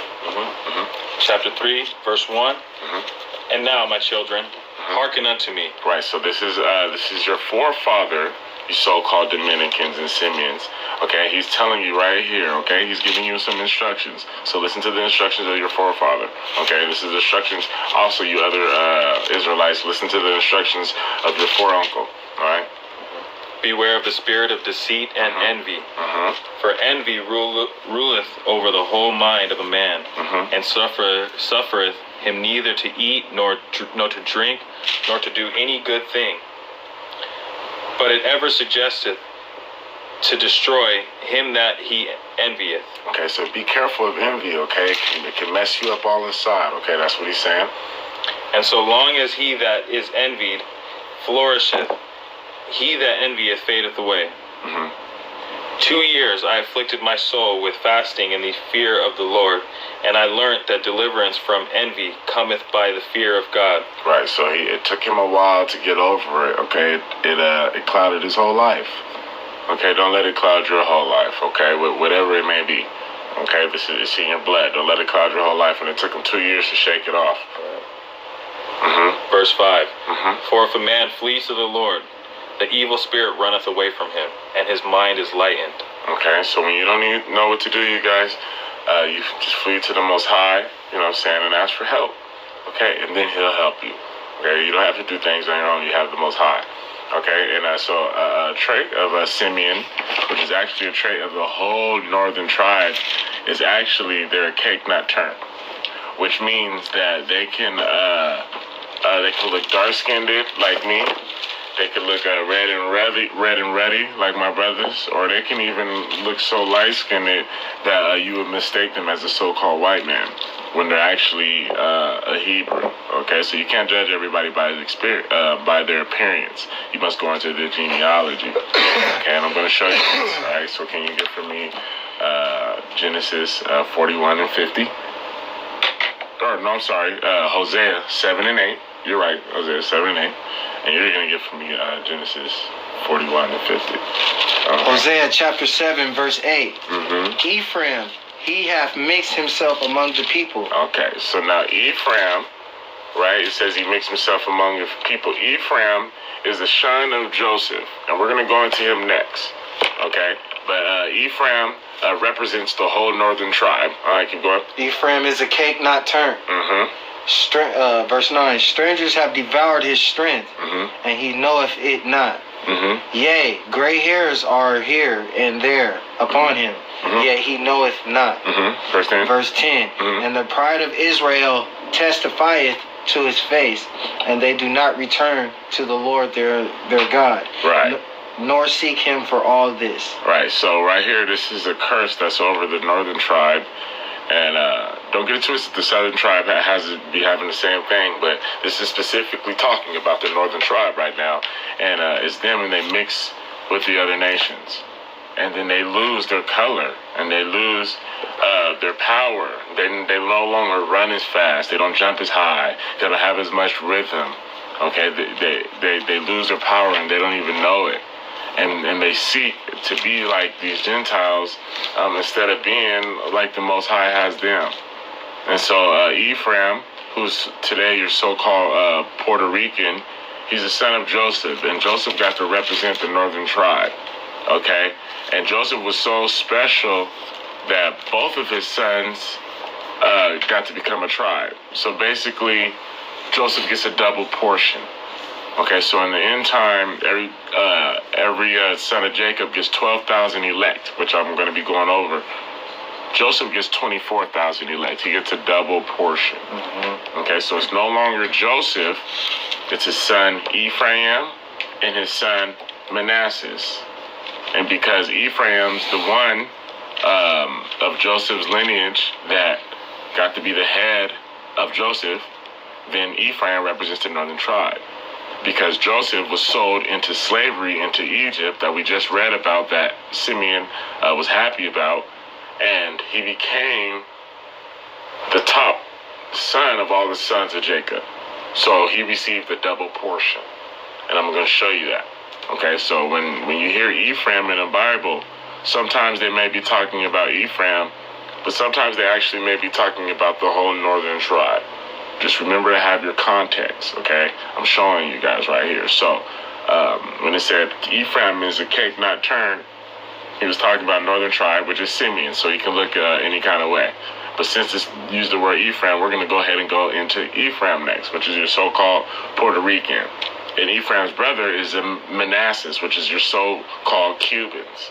And they identify them together. Okay? And Joseph, we're going to show how the blessing went to Ephraim, though. So you guys know it's not just me talking. Okay?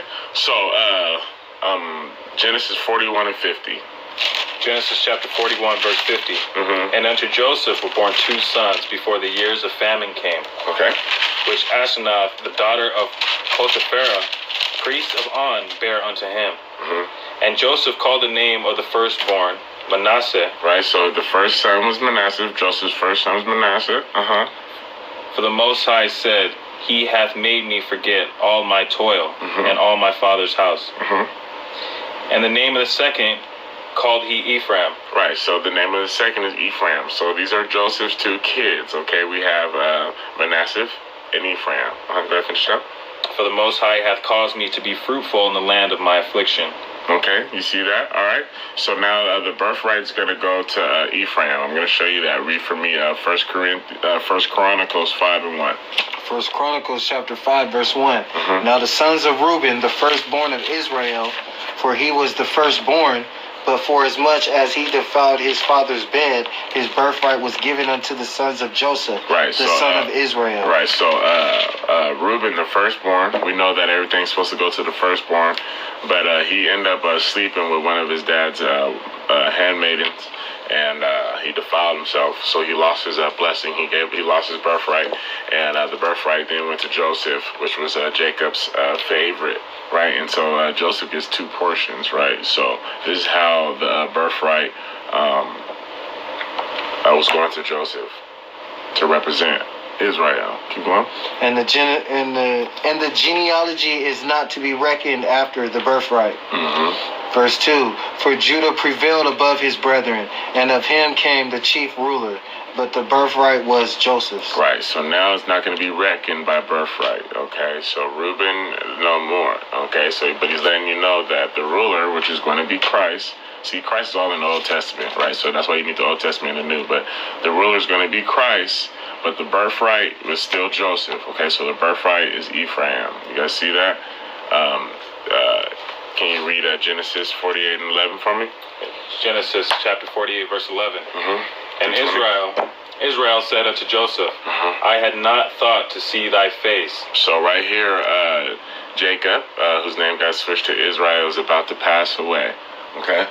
And, I'm sorry, so Joseph is showing himself to Jacob, and he brought his two boys with him. Okay, so that's where we're at right now. Okay? And lo, the Most High has showed me also thy seed. And Joseph brought them out from between his knees. Right, so the Most High showed Jacob what would happen to his seed. You see that? He just said he saw what was going to happen to them. Okay?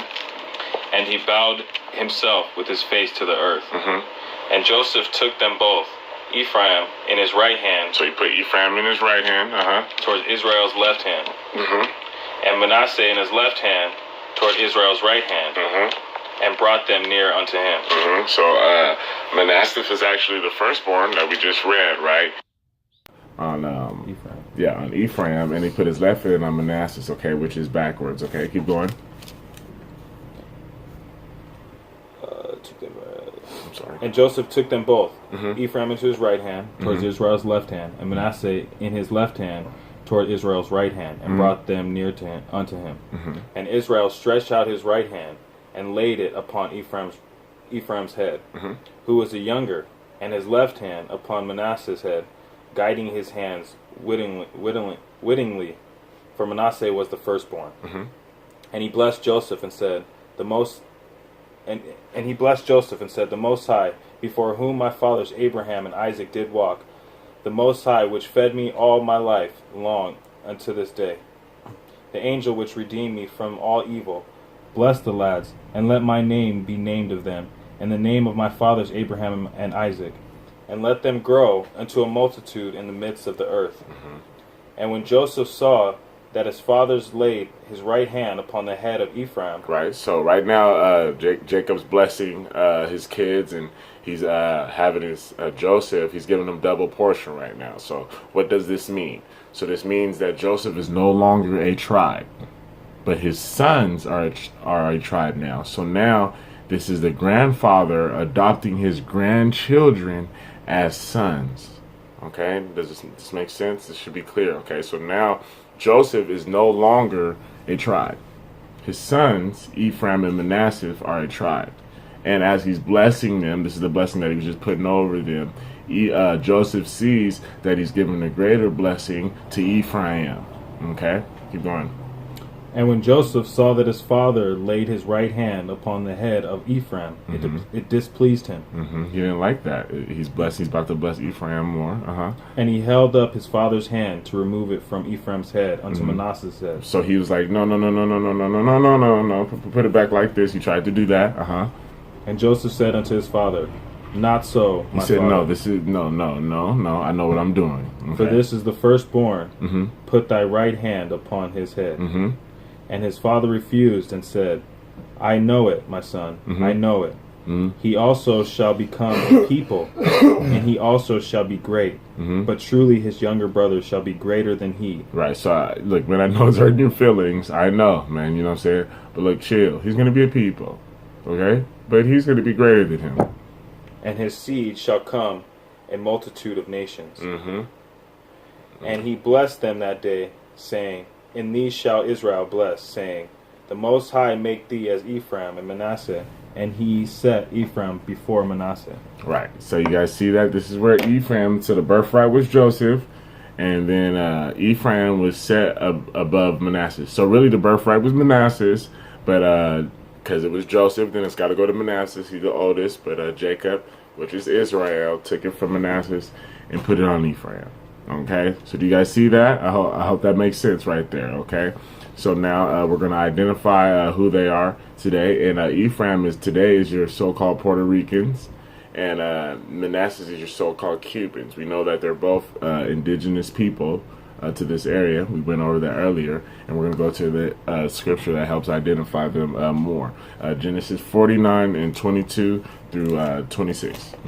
Genesis chapter 49 verse 22. Joseph is a fruitful bow, even a fruitful bow by a well, whose branches run over the wall. The archers have so his branches running over the wall. This is like an extended family.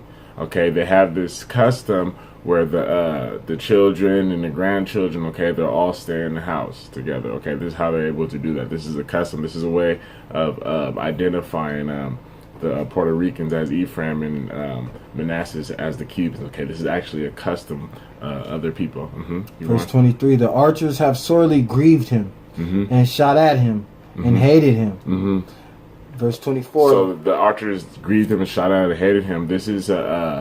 This is when the Spanish conquistadors came. Spaniards and conquistadors came, and they committed genocide to these people. Okay, these people went through a lot. Okay, and this is what it's talking about right here. Okay, their arrows shot them down. Keep going. Genesis 49 verse 24. But his bow abode in strength, and the arms of his hands were made strong by the hands of the mighty God of Jacob.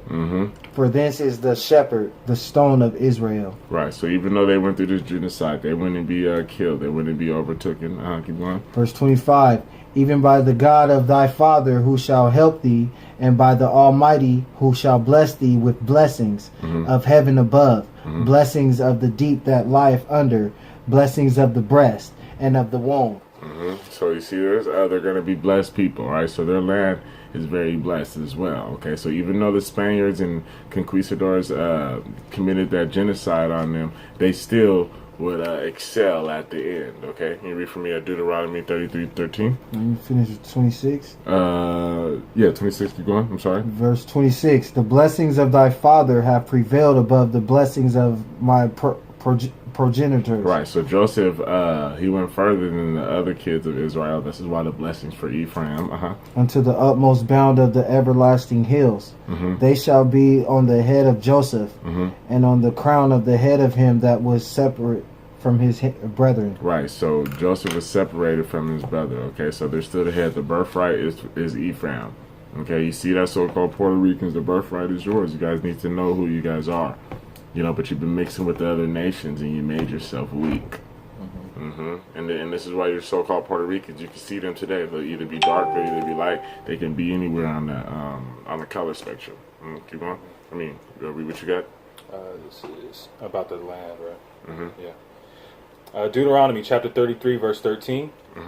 And of Joseph he said, "Blessed of the Lord be his land, for the precious things of heaven, for the dew, and for the deep that coucheth beneath. And for the precious fruits brought forth by the sun, and for the precious things put forth by the moon, and for the chief things of the ancient mountains, and for the precious things of the lasting hills, and for the precious things of the earth and fullness thereof, and for good will of him that dwelleth in the bush. Let the blessings come upon the head of Joseph, and upon the top of the head of him that was separated from his brethren. His glory is like the firstling of his bullock, and his horns are like the horns of unicorns. With them he shall push the people together to the ends of the earth, and they are the 10,000s of Ephraim, and they are the 10,000s of Manasseh." Right, so this is where it's talking about the blessings of the land. Puerto Rico and Cuba is very, very beautiful place. Very beautiful places, but the Puerto Ricans got ahead just a little bit more than the Manassas. All right, so Ephraim is a little bit greater than Manassas right here, and it shows you that at the end times they're going to push back, and Joseph's tribe is going to have 24,000, and all the other tribes are going to have 12,000. And we are now on the tribe of Naphtali. The tribe of Naphtali today are your so-called Polynesians, your Samoans, and Micronesians in Australia area. Okay, so your Polynesians. Okay, Polynesians are not Melanesians. Okay, or Australasians. Okay, that is they're different. Okay, the Naphtali are the Polynesians and the Micronesians. Okay, and we're going to read to you about that and prove that. So we're going to start with their birth. If you can get from me Genesis 30 and 1, and then if you can get from me Deuteronomy 33 and 23.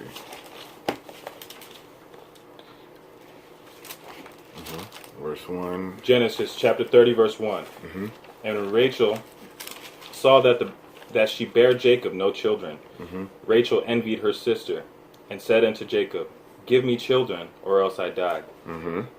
And Jacob's anger was kindled against Rachel, and he said, "Am I in God's stead?" Right. So right here, Rachel's like, "Hey, give me a son," and Jacob's like, "Hey, man, I don't have no control over this right here." Skip to verse 3. And she said, "Behold, my maid Bilhah." Right. So she said, Rachel's like, "Hey, I'll use my maid then. Let's use my maid. You can marry her and have a kid by her." Go in unto her, and she shall bear upon my knees, that I may also have children by her. And she gave him Bilhah, her handmaid, to wife, and Jacob went in unto her. Right. Okay, skip to verse 7. Verse 7. And Bilhah, Rachel's maid, conceived again, and bare Jacob a second son. And Rachel said, "With great wrestlings have I wrestled with my sister, and I have prevailed." And she called his name Naphtali. Right. So Naphtali means to wrestle. Okay. And this is also a attribute of the Naphtali. They are the best wrestlers in the world. You cannot out wrestle a Naphtali. You see the way that they're built, and before they start mixing with the other nations, they actually had an attack on the Polynesians to water down their genetics because they were so strong. When they first went to the islands, they would shoot at the Naphtali, and they could take a couple bullets and still get you and grab you. And even today, they're very strong and they're very nimble. But okay, but right here it says the name's to wrestle, right? So the Naphtali, they're the best wrestlers on this planet. Okay, you're not about to out wrestle them. Okay, okay. So read for me Deuteronomy 33 and 23. So now I'm going to show you guys how we know that the Naphtali are the Polynesians today, And see, a lot of Hebrew groups are making the mistake, and they're saying that the Naphtali are actually people from Argentina to Chile, but that's because they're reading it wrong, because the powers actually, and when I say the powers, I'm talking about the powers that Satan used, the humans that Satan used to further Satan's agenda. They switched one word, so it would be hard to identify who Naphtali is today. But we're going to find that. So could you, I need to get Hebrew 32:20. Okay, and if you can read for me Deuteronomy 33 and 23. Deuteronomy chapter 33, verse 23. Mm-hmm. And of Naphtali he said, O Naphtali, satisfied with favor, mm-hmm. and full with the blessing of the Lord. Right. So Naphtali is very attractive in appearance. They're very attractive to look on. They're very beautiful. Okay? That's what that's saying. Keep going. Possess thou the west and the south. Right. So it's letting us know right here that Naphtali would possess the west and the south. That's what it says, west and south. But now if we go to our Bible concordance, the word they use for west isn't actually west. It's actually yam. Y-A-M. And that's Hebrew 32:20. Could you read that, what that means? So Hebrew 32:20, yam, Mm-hmm. from an unused root meaning to roar, a Mm-hmm. sea, Mm-hmm. A sea. or a large body of or water. a large body of water. Uh-huh. Sometimes a large river or Mm-hmm. an artificial basin. Mm-hmm. Locally, the west or the south. Okay, see that? So you guys see that right here. So really, when we read this, it says, O Naphtali, possess thou the South Seas. So who's the indigenous people that possess the South Seas? Hawaii and Samoa and that's the islanders, okay? The Polynesians, okay? Mm-hmm. They're the Naphtali according to the Bible. Okay, this is how we're identifying them, right? And they're indigenous people too, right? So they came over here in 600 BC. So moving forward, let's go to another thing about Naphtali. Can you read for me Genesis 49 and 21? You have Genesis 49 and 21? Yep. Okay. Genesis chapter 49, verse 21. Naphtali is a hind let loose. Right. They're like a hind let loose, okay? So this is talking about how a lot in their culture, they have culture where you can see it in their rituals and their ceremonies, their dance ceremonies, like toga, and they're very involved, and they can seem very aggressive and scary to some people. You know, this is part of their culture. And also, when it talks about a hen let loose, a hen is a deer. So a hen means deer. And Naphtali, they can be very swift. And see, back in the day, Naphtali, their forefather, he could actually run through ears of corn and not even break any. So back in, if we read the book of Jasher, and the Jasher is identified twice in the Bible. Let's go to the scriptures right quick. You get for me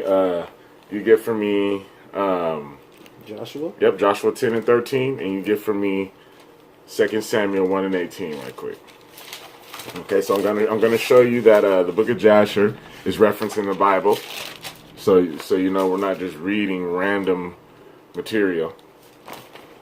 If the Bible references it, then we'll read it. Okay. Joshua what? Joshua 10 and 13. Joshua 10. Joshua chapter 10, verse 13. Mm-hmm. And the sun stood still, and the moon stayed, Mm-hmm. until the people had avenged themselves upon their enemies.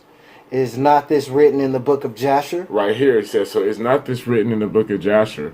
He's saying it's not this written in the book of Jasher. It's a form of a question. So the Bible's actually asking you right here, did not you read this in the book of Jasher when the sun stood still? Okay, we're not going into that story, but that's the Bible reference in the book of Jasher once. And we're going to read this other reference. Go ahead. Also, he bade them. Can you teach? give them the book? Oh, yes. This is the second book of Samuel, chapter 1, verse 18. Also, he bade them teach the children of Judah the use of the bow, Behold, it is written in the book of Jasher. Right, so he said he bade them the use of the bow. Behold, it's written in the book of Jasher. So right here, he's telling you this is written in the book of Jasher.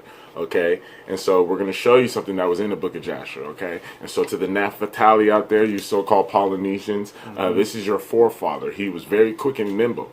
And I don't know if you guys know, watch football or what's that other one called? Rugby. Rugby. A lot of them are very nimble. They can get the ball, they can hit you hard, and on top of hit you hard, you still can't even catch them.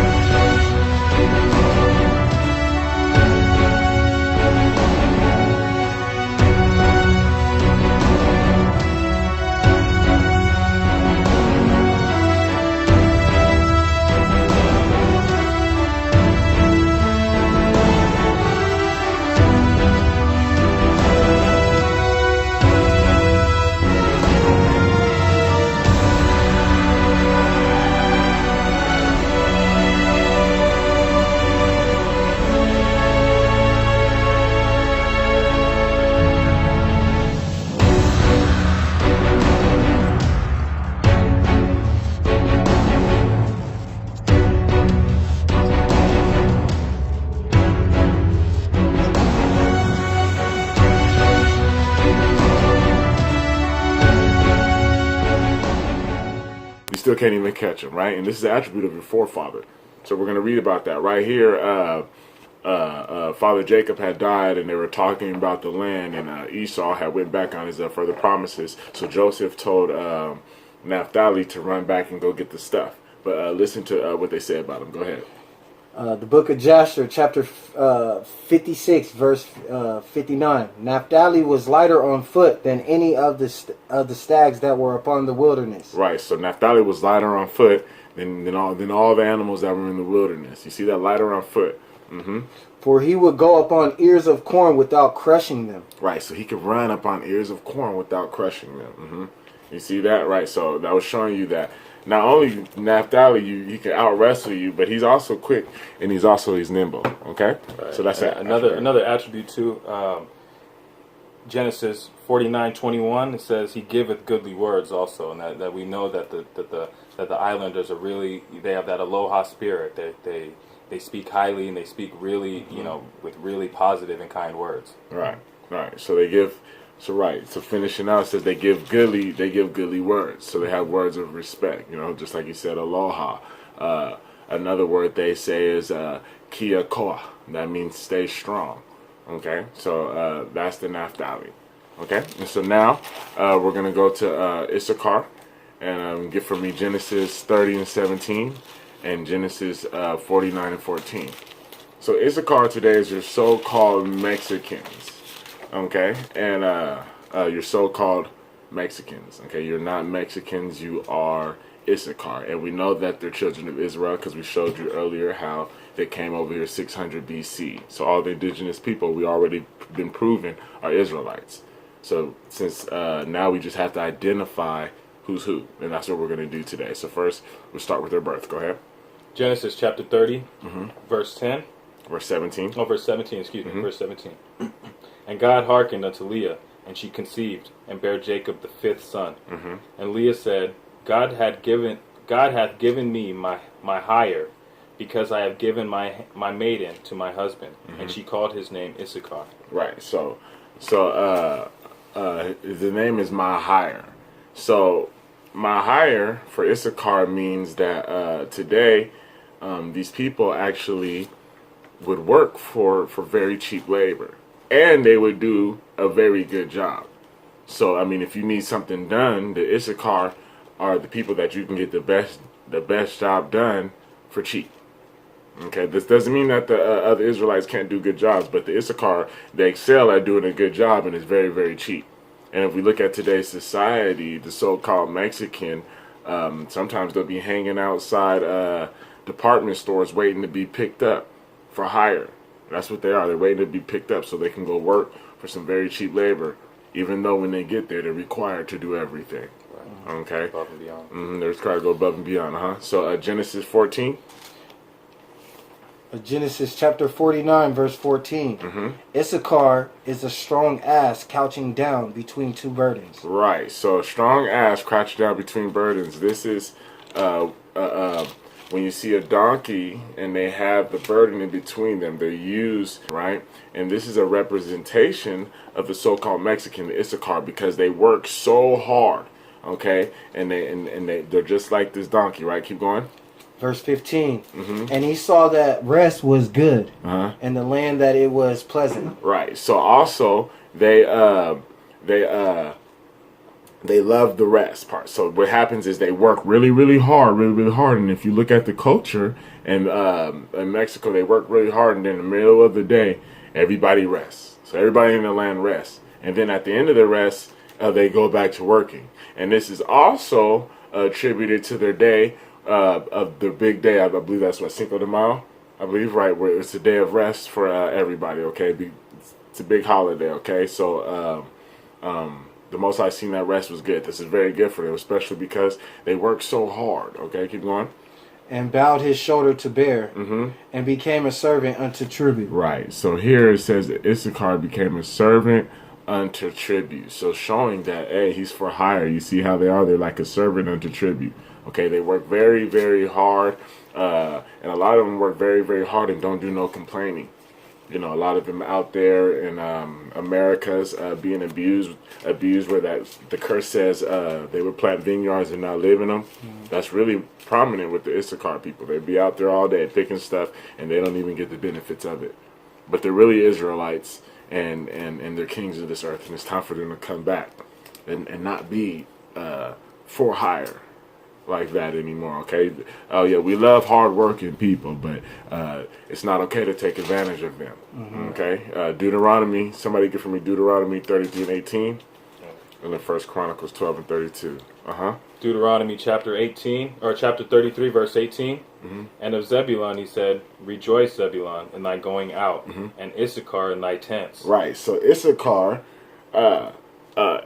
in thy tents. Okay.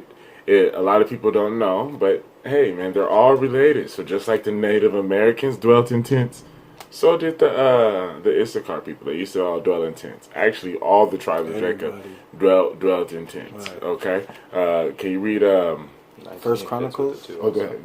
My bad. Verse 19: They shall call the people into the mountain. There they shall offer sacrifice of righteousness, for they shall suck of the abundance of the seas and of the treasures hid in the sand. Right. So they have very fertile land that they're on. Right. So for a lot of the Mexicans to try to have to come over back here to America is a shame, because the land that the Most High give them is fertile. But see, what happens is the Gentile nations are messing with them. See, a lot of people don't know that. A lot of people think when they think Mexicans, Mexico, they just think, oh, well, they're Mexicans, and they do. No, they're being oppressed there. All the tribes are being oppressed by Gentile nations. So these Gentile nations are oppressing the Issachar brothers there, okay, in a fruitful land. Okay, they shouldn't have these problems that they have. Mexico's beautiful. The land, the sea. The land, the sea is right by the sea as well. It's beautiful. The Gulf of Mexico, you know, and it tells you, that's why it's telling you right there. Abundance of the Gulf of Mexico, we can identify Issachar today. Go ahead. And Issachar was actually good with the stars. They could read the stars. And all of Israel would follow Issachar and listen to what they would tell them to do, because the Most High would send a sign through the skies, and Issachar would be able to read it. And I'm going to show you that. Get for me 1 Chronicles 12 and 32, and if you can get Genesis 1 and 14 right quick. 1 Chronicles chapter 12 verse 32. And the children of the children of Issachar, which were men that had understanding of the times. Right. So the children of Issachar had understanding of the times. To know what Israel ought to do. The heads of them were 200. And all their brethren were at their commandment. Right. So you guys see that they could read the times, and then they would tell the children of Israel like what to do. They knew what they should do reading the times. Now, how do we know that the times is actually talking about the stars and stuff? I'm gonna show you that Genesis 1 and 14. Genesis chapter 1, verse 14. And the Most High said, let there be lights in the firmament of the heaven to divide the day from the night. And let them be for signs and for seasons and for days and for years. Right. So the lights in heaven, the Most High had them for signs and seasons. And the Issachar were really good at reading all these signs. Right. So one thing that people need to realize is the Mexican people from today. A lot of them are getting mixed up with the Edomites, and when you hear of the typical Mexican, a lot of times I feel they're getting associated with the lighter version of the Mexicans, and this started around the 1500s when the Aztecs and a lot of the other areas in the Valley of Mexico were being overthrown by Hernan Cortez and the conquistadors, the Spanish conquistadors. And it was at this point right here that the Issacharites were becoming mixed heavily with Edom, okay? And the story of La Malinche, I believe, or Doña Marina, and 20 other indigenous women of America, they were given to Hernan Cortez and the Spanish conquistadors. And the Hernan Cortez's first son, Martin, he became what is now known as the mestizos, right? And that is a mix of indigenous American people with the Spanish European, or what we would call Edom, okay? And this affected their physical attributes, okay? They went from having darker skin, broader noses, and bigger lips to having more fair skin, lighter eyes, and more narrow facial features, But still today, you can still go to Mexico and find darker complected Mexicans. They have darker complexions, but you can also find Mexicans that have blonde hair and blue eyes, and that is what mestizo would mean. It's the form of mixing from Edom to what originally was Issachar, and that affected more than just physical attributes. That affected their culture and also their religion, because Catholicism was the only religion accepted, for the Spaniards. So when they were colonizing everything, they were pushing Catholicism. And like if we go back, and as he was saying, they were known as the Aztecs, and the Mayans were down there in Mexico too. Okay, there's the Aztec Empire, Mayan Empire, Zebulon, their brother in Issachar. They were both in this area, and mixing with these other nations is just like it says, where the cake is unturned. Okay, so you can have a dark one and a light one. Okay, and if you go back to their ancient statues, you'll see that, hey, a lot of these Aztec statues look a lot like the same statues that you'll see over in Africa. Ethiopia. Okay, in Ethiopia. Okay, and the same thing with the Mayans. Okay, so that's Issachar for you. Okay, the so-called Mexican. Okay, they were mostly known as the Aztecs, and also they were in the Mayan culture as well. Okay, they're brothers. Okay, they're both right there. Okay, these are two empires filled with brothers. Okay, so moving along to the brother that was right next to him. Okay, Zebulon. Okay, we're going to talk about Zebulon, and Zebulon today is your so-called Guatemalans and Panamanians, your Central America. Okay, it's kind of the Bible is giving us a way of identifying where they would be in the end times around this area. Okay, so just because he's in Central America does not mean he's not an Issacharite. Okay, just because they're in Mexico doesn't mean that's not somebody from Zebulon. Okay, that's why the Bible commanded us earlier to go into the genealogies and see who's who. Okay, so Central America, now the Bible's going to identify as being a region with the tribe of Zebulon, and they're all indigenous people, so we know they're from Israel. And this is how we can identify, well, what tribe are they from? Okay, so the birth of Zebulon, Genesis chapter 30, 19 and 20, and then somebody gets Genesis 49 and 13.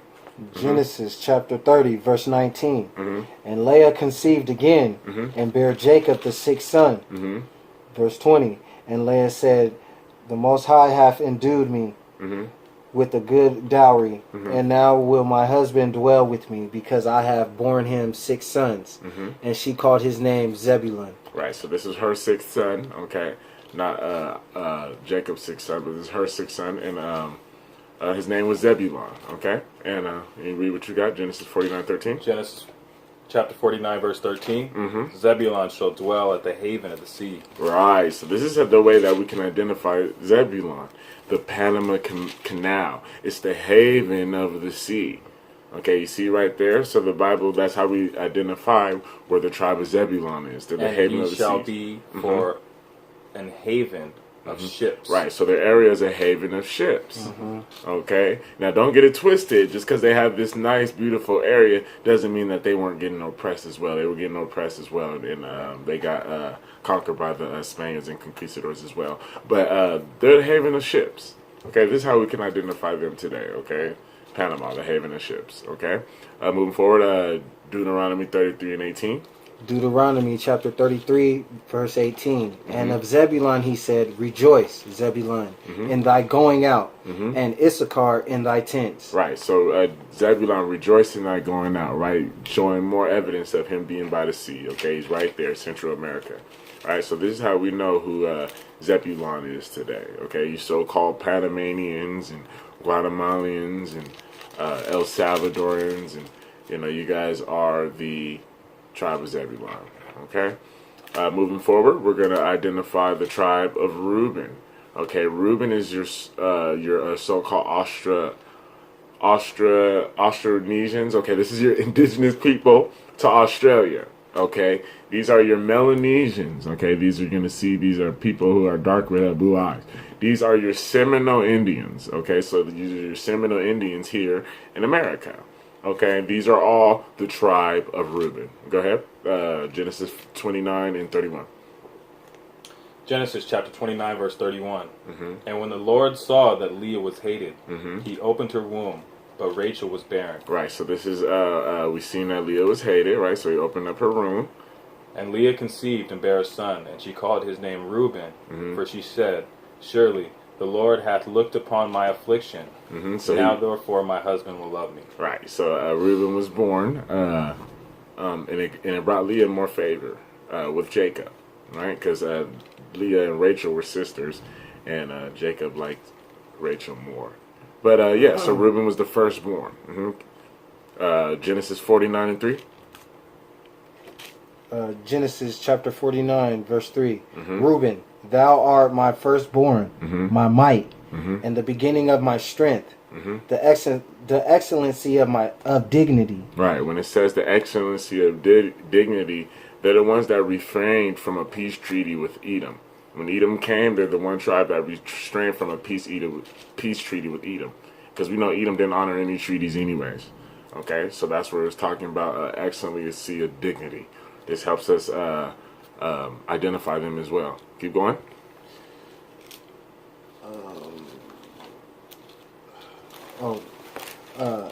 And the excellency of power. Verse 4, unstable as water, thou shalt not excel. Right, so they're unstable as water. Verse 4, they shall not excel. So if you look at the tribe of Reuben, and this is another way that we can identify them, they're still living in primitive technology. Okay, they don't have the same technology that we're using today. Okay, in the area they stay in the mountains. Okay, they was oppressed. Okay, they would not excel, and this is because Reuben slept with his father's handmaiden. Because thou wentest up to thy father's bed, then thou foundest thou it. He went up to my couch. Right. So also they have it's custom in theirs, you know, that you can't be messing with the mother-in-law or anything like that. Okay, they made it. They've learned from their mistakes. Okay, it's actually a custom of theirs. Okay, and this is a part of the way that we can actually identify them. Read Deuteronomy 33 and 6. Deuteronomy chapter 33, verse 6. And let Reuben live and not die, and let not his men be few. Right. So even though he's going to be killed and very primitive and stuff, again, one day again, Reuben will rise. Okay, so Reuben will rise again, and that's what they're saying. Even though he's scattered, he will rise again. Okay, and now if we're going to talk about the tribe of Gad. The tribe of Gad today is known as your so-called Native Americans. Okay, and we're going to show you that. They're indigenous to the land, so we know that they're Israelites in the first place. But now we need to identify who are they. So the Native Americans is your tribe of Gad, and we're going to identify that right now. If you read for me Genesis 30 and 10, this is Gad's birth. Genesis chapter 30, verse 10. And Zilpah, Leah's maid, bare Jacob a son. Right, so this is Zilpah. Your foremother is Zilpah. This was Leah's handmaiden. Okay, she bare Jacob a son. And Leah said, a troop cometh. And she called his name Gad. Right, so he said, Gad, you're a trooper. Okay, so Gad was born to Leah. Okay, so let's read some attributes about Gad. Go ahead, 49 and 19. Genesis chapter 49, verse 19. Gad, a troop shall overcome him. Right, so a troop shall overcome him. This is talking about how Edom, when they came to Americas, they committed genocide to the Native Americans. They were straight up just genocide, just killed on a mass degree, on a mass scale. They lied to them. There was times they thought it was a peace treaty, and they really was giving them blankets filled with smallpox. That's just one of the atrocities they did. They did a lot of atrocities to them, but they committed genocide to the Gad. So it says that a troop shall overcome them. And that was Edom. Go ahead, read. But he shall overcome at the last. Right, so in the last day, though, Gad shall overcome at Christ's return, okay? Go ahead and get from me Deuteronomy 33 and 20. Deuteronomy chapter 33, verse 20. And of Gad he said, blessed be he that enlargeth Gad. He dwelleth as a lion, and teareth the arm with the crown of the head. So he dwells like a lion and teareth the what? Say that again. Let me start over. Verse 20. And of Gad he said, blessed be he that enlargeth Gad. He dwelleth as a lion, and teareth the arm with the crown of the head. Right, so when they talk about tearing the arm with the crown of the head, they're talking about taking a feather and cutting yourself with the feather that was on top of the head and making a blood pack. Okay, so this is a way that we can identify them, okay, because they tear the arm with the crown of the head. So they take a feather off their head, cut themselves, and then they make a blood pack. Okay, this is how we can identify them today. All right. Moving forward, another feature of Gad, 1 Chronicles 12 and 8. 1 Chronicles chapter 12, verse 8. And of the Gadites there separated themselves unto David into the whole to the wilderness men of might, and men of war fit for the battle, that could handle shield and buckler, whose faces were like the faces of lions. Right. So there we go. There goes the attribute of Gad. It says their faces like the faces of lions. And if we look at the Native Americans today, the so-called Native American, the tribe of Gad, they have faces that look like lions. Okay? And even especially with all their feathers and everything, yeah, they look just like a lion. Okay? So this is an attribute of them. The so-called Native American, without a shadow of doubt, is the Gad tribe. Right. Now we're going to go to the... Go ahead. To finish that verse, and were as swift as the roes upon the mountains. A lot of the Native American tribes, like the Hopi Indian tribe, they're known for running lots of long distances in the mountains. So, I mean, again, another attribute that directly, depicts these people. Correct. Okay. And then there's one more tribe, and these are the indigenous people to South America. Okay. And this is going to be your tribe of Asher. Okay, and so we're going to read about them. They're about Genesis 30 and 12. That's my bad. Genesis 30 and 12. Genesis chapter 30, verse 12. And Zilpah, Leah's maid, bare Jacob a second son. Right, so this is Gad's mother was Zilpah. Okay, she's about to give him another child. Okay, keep going. Verse 13. And Leah said, happy am I, for the daughters will call me blessed, and she called his name Asher. Right, so this is when Asher was born, and her mother was Zilpah. Okay, Zilpah. Okay, Genesis 49 and 20. Now going to identify Asher. Genesis chapter 49, verse 20. Out of Asher his bread shall be fat, and he shall yield royal dainties. Right, so out of Asher his bread should be fat, and he should yield royal dainties. So when it talks about bread being fat, it's talking about the different types of produce that Asher gives. So the land that he's on, you know, South America is big in produce and cattle and sheep, goat, coffee, corn, sugar, rice. Okay, so their land would be very fruitful in that, and also royal dainties. Okay, so they're known for having refined taste and exquisite clothing. One of their ceremonies is like the Mardi Gras. Exquisite clothes and refined taste that they would have. Okay, get from me Deuteronomy 33 and 24. Deuteronomy chapter 33 verse 24. And of Asher he said, let Asher be blessed with children. Let him be acceptable to his brethren. Okay, so he gonna have a lot of children. Okay, so Asher would have a whole lot of children. Okay, keep going. And let him dip his foot in oil. So it talks about dip his foot in oil. So we know oil runs along the coast of South America. Okay, those people got dipped with oil all the way from Venezuela down to Chile. Okay, Peru, all of there. Okay, they were dipped with oil. They were blessed with oil on the land. Now they didn't get the benefit from this, right? Because the Gentiles is taking this over. But yeah, and Asher and a lot of them don't even know their brethren.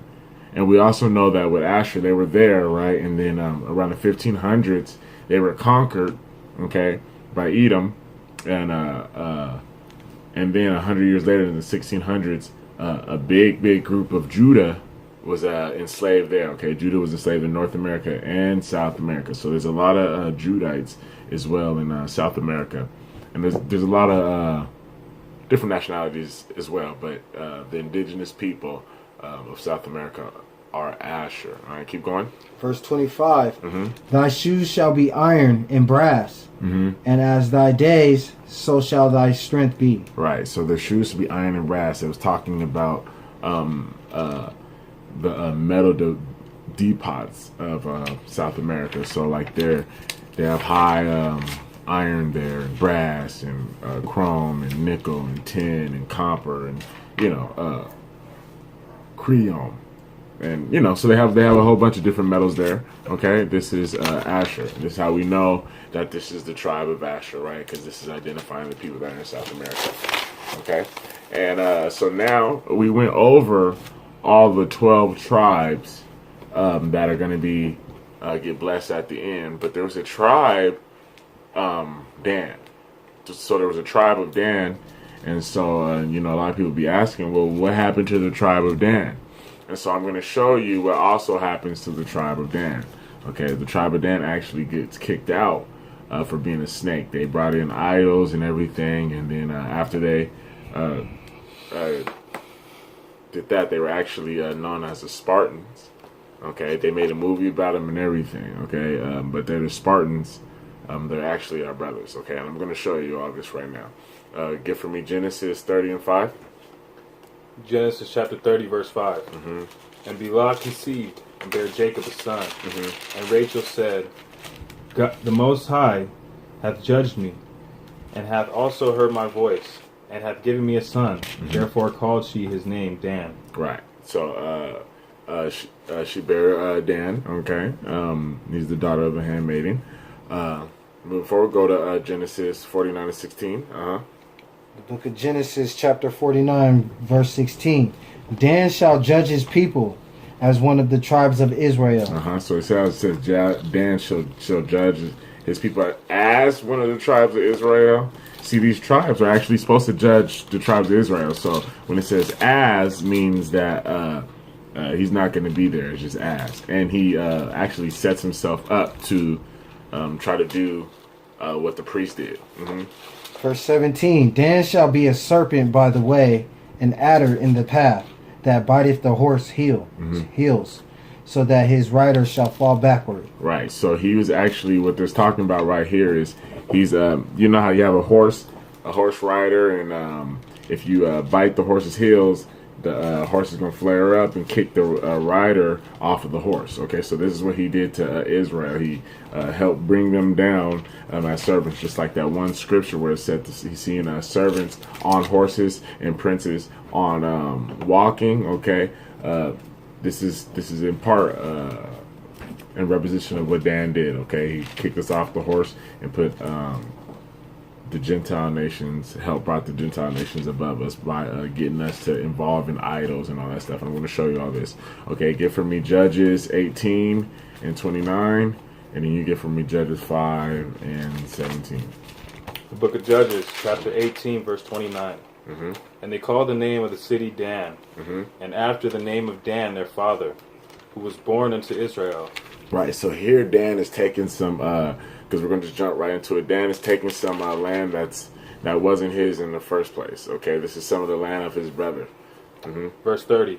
And the children of Dan set up the graven image, and Jonathan, the son of Gershom, and the son of Manasseh, he and his sons were priests of the tribe of Dan until the day of the captivity of the land. Right, so then Dan went there, and he was setting up priests and all that stuff like that, when we all know that the tribe of Levi was supposed to be priests. Mm-hmm. So Dan was setting himself up to be priest. He wanted to go above and beyond what the Most High had for him. And actually he used to mess with the colors and stuff in the temple, okay? But he wanted to go above and beyond, okay? Go ahead, verse 31. Verse 31. And they set them up Micah's graven image, which he made, all the time that the house of the Most High was in Shiloh. Right, so they set up graven images of Michael's, okay? They set up pagan things up, okay? And this is in part because of the children of Levi, okay? Read for me Joshua 5 and 17. Judges 5 and 17. The book of Judges, chapter 5, verse 17. Gilead abode beyond Jordan, mm-hmm. and why did Dan remain in ships? Right, so things are going on, and why was Dan on ships? That's the question. And that's because Dan, where they were situated in Israel, is they was by the coast of the Mediterranean Sea. Okay, so they got in the boats. They was there in the boats. Okay, so this is why he's staying on ships. Okay, they will go through our ships. Okay, we're gonna go further. Get from me Ezekiel 27 and 19, and you get from me Ezekiel 27 and 1. Ezekiel chapter 27, verse 19. Mm-hmm. Dan also and Javan going to and fro occupied in thy fairs. Right, so here we see Dan was with Javan. Okay, now if you go back, Javan is a son of Japheth, and these are the Greeks. Or Javan's actually a Greek. Okay, he's a Greek. So why is he with the Greeks? Okay, so he's over here with these Greeks. Okay, read from me verse 1 through 4. The book of Ezekiel, chapter 27, verse 1. The word of the Lord came again unto me, saying, Now, thou son of man, take up a lamentation for Tyrus. And verse 3. And say unto Tyrus, O thou that art situate at the entry of the sea. Right, so here Dan, he was by the sea, right? He owned ships, and he was dealing with merchants and stuff, and he was dealing with this King Cyrus, okay? Because Cyrus had a kingdom set up where the ships can come, okay? Which art a merchant of the people for many isles. Right. See, so the city is set by the sea, so it can be a merchant for many islands, all right, many different nations. Mm-hmm. Thus saith the Lord God, O Tyrus, thou hast said, I am of perfect beauty. Mm-hmm. Verse 4, thy borders are in the midst of the seas. Mm-hmm. Thy builders have perfected thy beauty. Right, so they're in the borders of the sea, okay? And our thing is to figure out, what is Dan doing with this person? Now, Tyrus, he's not just some normal person, okay? Now, Tyrus is being used by Satan himself. So if you can read for me Ezekiel 28 and 12. Mm-hmm. Ezekiel chapter 28, verse 12. And then if you can get from me here, First Maccabees 12. Okay. So 12 and 13, Verse 12. Son of man, take up a lamentation upon the king of Tyrus, mm-hmm. and say unto him, Thus saith the Lord, the Most High. Right, so now he's saying, take up a lamentation to the king of Tyrus, Tyrus, who is a man, right? He's the son of man right now. Thou sealest up the sum, mm-hmm. full of wisdom, and perfect in beauty. Right.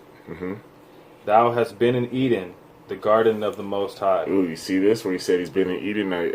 Now, Tyrus is a man, so he wasn't alive that long. This is letting you know that Tyrus is being used by Satan himself. Okay, this is also letting you know that the government today in society is being used by Satan. Keep going.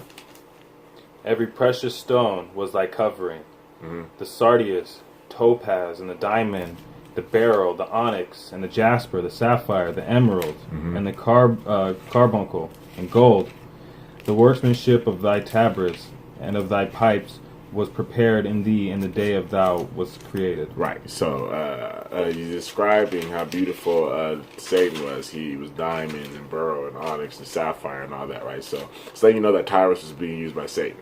Okay, so here we have Dan over here being a merchant, right, for Satan's kingdom, right? He's doing a lot of stuff that he shouldn't have did, and so much so that he helped bring down the Israelites and bring in Gentiles, and we read about that, bringing them in the city, and they end up falling, and he was acting like he wasn't even an Israelite anymore, okay? And we're going to show you that these are the Spartans. So now he's about to read out of the Apocrypha, right? And you can read along with us in your Apocrypha. There's going to be 1 Maccabees 12, 1 and 2. But he's reading out of the annotative one, okay? The annotative Apocrypha. They have one in Cambridge. They have one in Oxford that you can read, and it has it's a different translation, okay, than the King James Version one. And so we're going to read from that. If you could read the book of 1 Maccabees chapter 12, verse 1. Now when Jonathan saw that the time was favorable for him, he chose men and sent them to Rome to confirm and renew the friendship with them. Right, so Jonathan is a priest, right? And he's going to renew the friendship with the tribe of Dan, right? Keep going. Verse 2, he also sent letters to the same effect to the Spartans and to the other places. Right, see the Spartans, right? This is wrong right here. He's calling the Spartans in the King James Version one. It's going to call them Macedonians. Skip down to verse 9 or keep going? Oh, yeah, skip down to verse 9. Yep, 9 through 12. Therefore, though we have no need of these things, since we have as encouragement the holy books which are in our hands. Right, so he's writing to him, and he's like, hey, we're not writing to you because we're trying to get anything from you, because, hey, we still got the Holy Scriptures, right? The southern tribes still have the Holy Scriptures. We're still here in Israel. We got the Holy Scriptures. We're fine, but we're writing to you because you guys have gone away doing all this. People don't even know we're related anymore, and pretty soon you're gonna, you're falling away. This is them trying to save Dan. Verse 10, we have undertaken to send to renew our brotherhood and friendship with you, so that we may not become estranged from you.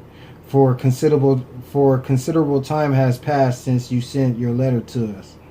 Verse 11, we therefore remember you constantly on every occasion. Right, so they remember them, right? They're like, hey, you guys used to be Israelites, right? You was our brothers, both in our feast and on other appropriate days. Right, so during their feast, they remember them. They wonder, hey, our brothers is gone. Keep going. At the sacrifices which we offer and in our prayers, as it is right and proper to remember brethren. Verse 12. And we rejoice in your glory.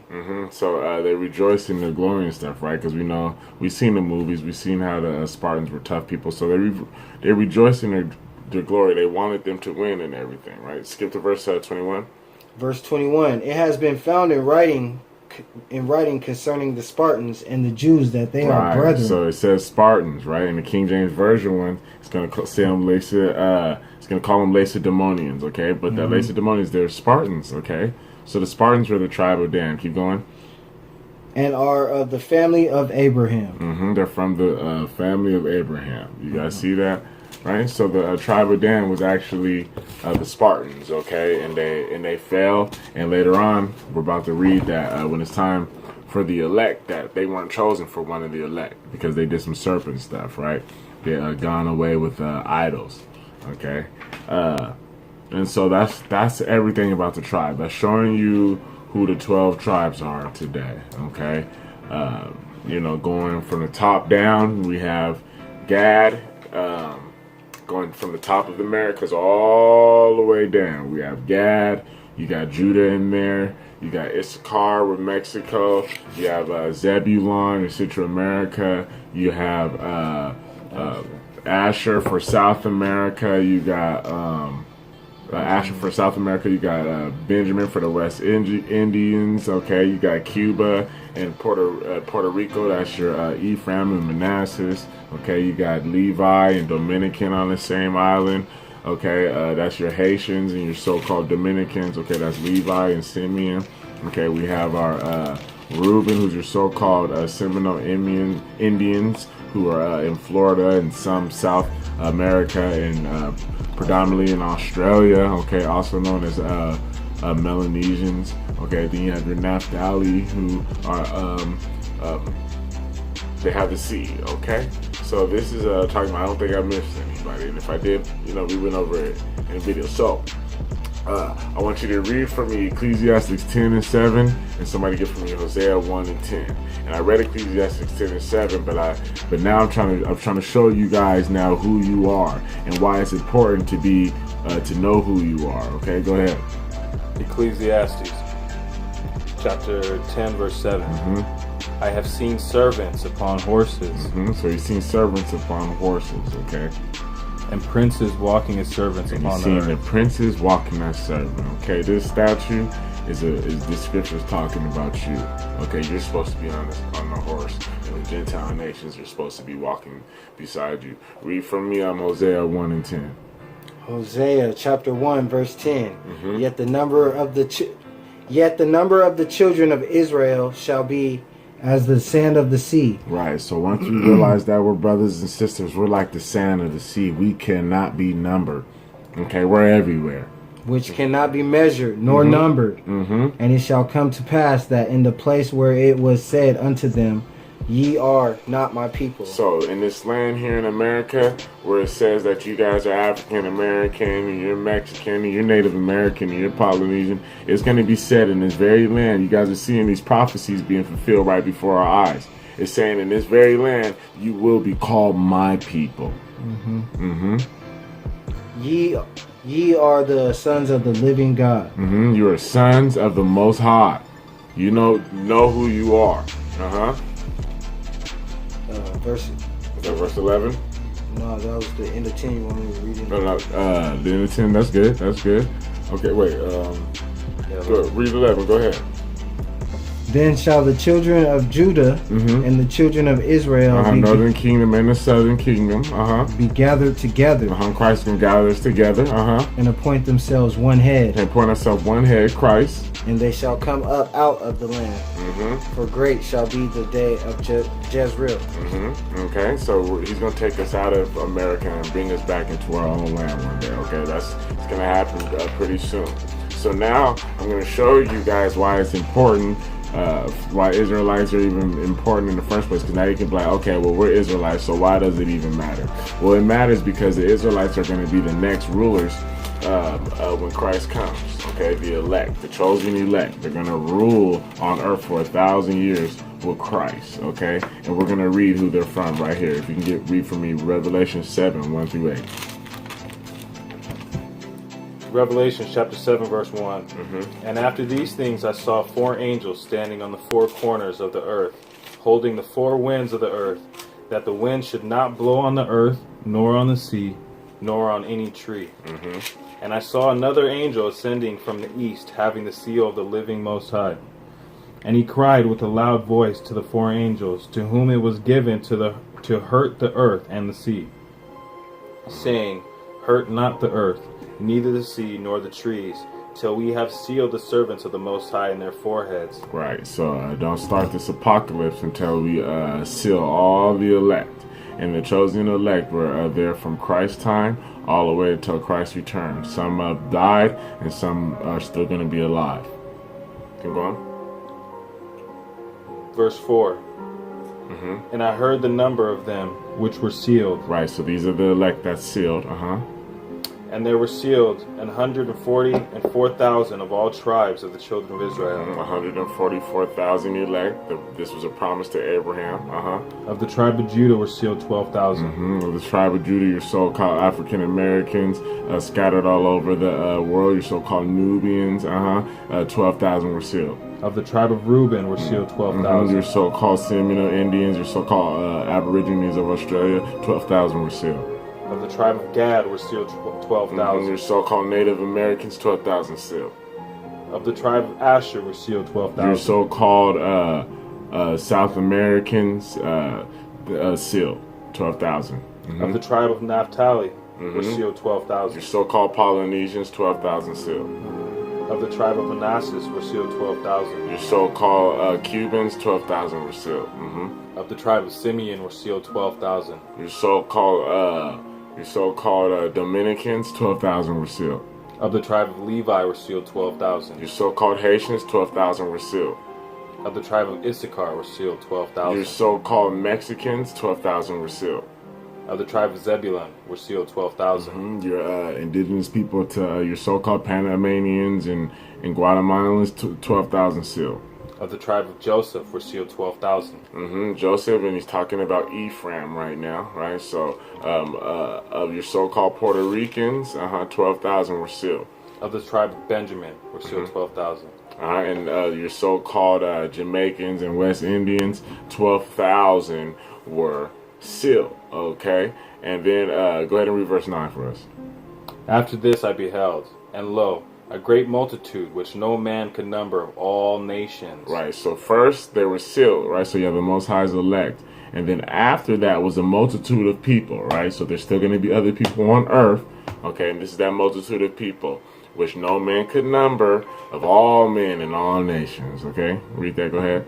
And all kindreds and people and tongues stood before the throne and before the Lamb, clothed with white robes and palms in their hands. Right, so everybody can be part of this multitude right here. Your so-called Gentiles, your so-called white men, your so-called Asians, your so-called Hamitic Africans, your so-called whoever. Okay, if you're not your Gentile nations, you'd be here in this multitude right here, but you won't be one of the elect. Okay, you're not an Israelite. Okay, right now you're gonna have to serve the Israelites, and you have the world right now, but you can be in this multitude. Okay, and for the rest of the Israelites that aren't the elect, you're still gonna be a king and a queen. If you can read for me Revelation 5 and 10.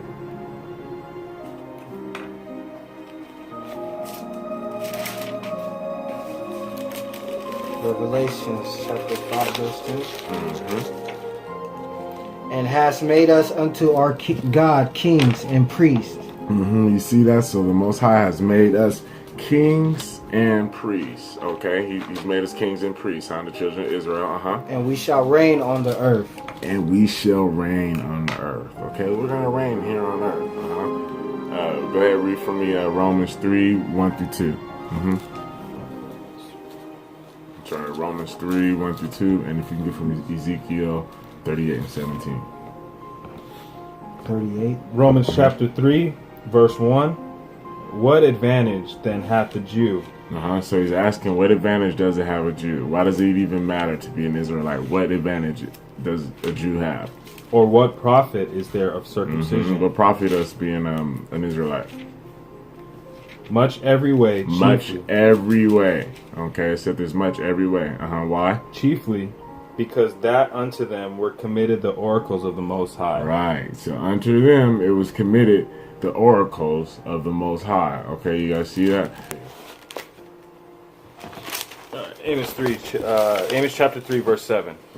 Surely the Lord God will do nothing, but he revealeth his secret unto his servants, the prophets. Right. So the Most High, he doesn't need to do anything. Okay, he's on a flame of fire, and he's going to have his servants, who are the prophets, do it. So who are the prophets? Okay, and we know the prophets are the Israelites. Go ahead, read for me 38 and 17. Ezekiel chapter 38, verse 17.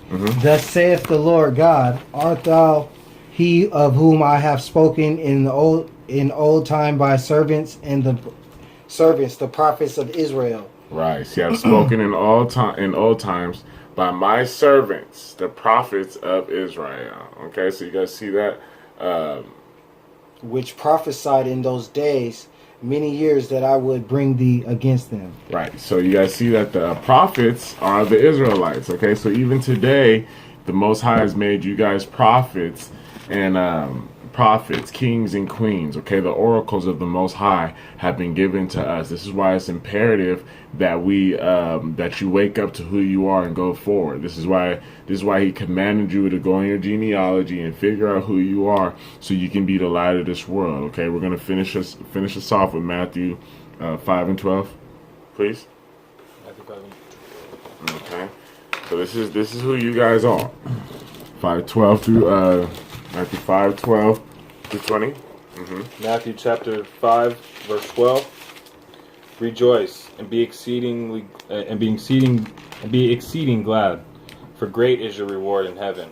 For so persecuted they the prophets which were before you. Right. So the prophets were persecuted before you. We know the prophets are the children of Israel, right? So your forefathers were persecuted before you. But you're the new prophets today. Okay, our forefathers are gone. It's time for you to step up and be the light of this world, okay? Just like your forefathers were, okay? So be great and exceedingly glad when they persecute you. You can be just like your forefathers. Keep going. Ye are the salt of the earth. You guys are the salt of the earth. But if the salt have lost its savor. Right, so salt is like on meat. You put salt on meat to savor it, right? To keep it there so it'll last long. If you just leave the meat outside, it's going to spoil and rotten, and it's going to be good for nothing, okay? It's good for the trash, right? But if we have some salt, we can savor it. We can make the meat last longer, okay? So you guys are the salt of the earth, right? But if salt have lost its savor, wherewith shall it be salted? It is thenceforth good for nothing. But to be cast out and to be trodden under foot of men. Right, so if it gets spoiled, what is it good for? Right, nothing at all, but to be thrown away in the garbage. Keep going. You're the light of the world. A city that is set on a hill cannot be hid. Right, so you're the light. This is why you guys stand out. You Hebrew Israelites, you guys stand out. Okay, you can't hide. Okay, you're the light of the world. It's impossible. Keep going.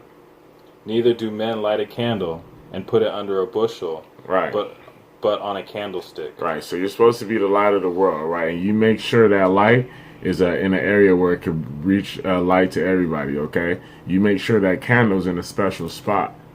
It's not like everything else in the room. It's in a special spot to bring light everywhere. And it giveth light unto all that are in the house. Right, so the candle gives light to everybody that's in the house. That's the same way that you, right? So you guys give light. You guys give life and light to the world so they can see the truth and salvation that hasn't been taught to us today. Let your light so shine before men. Let your light shine before men, that they may see your good works and glorify your Father which is in heaven. Right, so you live right, you obey the laws, and so people can see your good works and then want to serve the Most High. Okay, you guys are the Israelites. You guys are the light of this world. It's time to start being the light. Okay, do you guys have anything that you wanted to add? Let's see. Any questions? I wanted to add, good right here, we had on our notes from Ezekiel chapter 9 verse 4. And the Lord said unto him, Go through the midst of the city, through the midst of Jerusalem, and set a mark upon their foreheads of the men that sigh and cry for all the abominations that be done in the midst thereof. Right, so you guys see right here that he also, because everything that happened in the New Testament was told us about us in the Old Testament as well. So this is when the elect was sealed. Okay, they were sealed in the Old Testament at all as well. Okay, you guys see that what he just read? What did you just read again for them? It was Ezekiel chapter 10 verse 4. And the Lord said unto him, Go through the midst of the city, through the midst of Jerusalem, and set a mark upon the foreheads of the men that sigh and that cry for all the abominations that be done in the midst thereof. Right. So the elect too are the people that can see Satan's tricks and are crying out to the Most High. Okay. So this is very clear. Do you have anything you want to add? We need you guys to wake up, man. It's time to wake up. Time is coming, man. He's coming. We need our brothers and sisters to wake up immediately. Wake up. And you know, as soon as the awakening happens, you're going to know when you're awake, because the devil's going to attack you, and he comes in many shapes, forms, and fashions, in your food, and what you're supposed to wear, how you're supposed to do things, what you're supposed to listen to. So, you know, just be aware of all the signs and stuff like that. And we need you guys to wake up, please. Because we need each other. We need each other to wake up. You know, this is, so, you know, we're ending here, and I'm going to just end with this little statement for you guys. You know, this is similar to The Lion King. I don't know if you guys seen the movie The Lion King, but Simba, it was actually made about us Hebrews, because the Most High, He made us kings and queens on this earth, and everybody's going to serve us. Get for me Isaiah 13, chapter Isaiah 14, 1 through 4. Okay, you get for me Revelations 13 and 10. Okay, the Gentiles have to serve you. Okay, you are the kings of this earth. You see where it said the Most High made you kings and queens of this earth, and you shall reign? Right, go ahead for me, Isaiah 14, 1 through 3.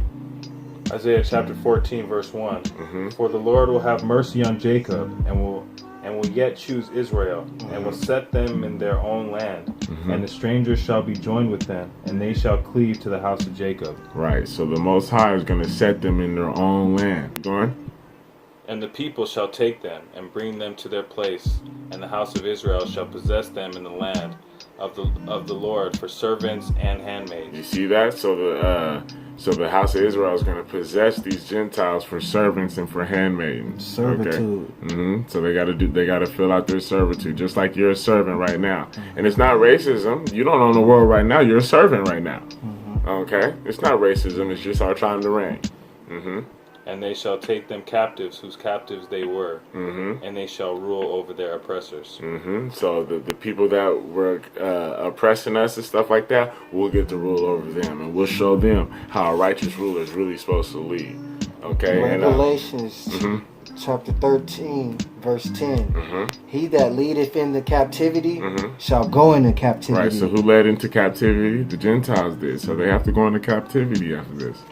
He that killeth with the sword must be killed with the sword. Right. Those that kill with the sword must be killed with the sword. Mm-hmm. Here's the patience of the saints. Right. And the saints of the children of Israel. This is the patience, okay? There will be revenge for everything that happened to our forefathers, okay? And so like now, so we're saying, you know, saying you guys are the kings of the earth, and you guys are just like the Lion King, right? But you lost your throne. You forgot who you was. You know what I'm saying? And because you forgot who you was, you really don't know who the Most High is. And so you think you do, right? Like, how could I forget God? But you forgot God because you don't know who you are. You guys they was in the wilderness, eating a pig and hanging out with pork and rats. Hanging out with pork and rats, right? Unclean foods. This movie was actually actual portrayal of you right there, and he's waiting for you to come home. So we're gonna end with this little clip for you, okay, where Simba's talking to Rafiki, and he's like, hey, I would never forget my father. Well, because you forget that you're a king, you forgot the father. So I say to you, you know, I say shalom to you guys, you know what I'm saying, and remember, you guys are a king and queen. If you don't know who you are, then you don't know who the Most High is. Sure do. You Mufasa's boy. Bye. Hey, wait.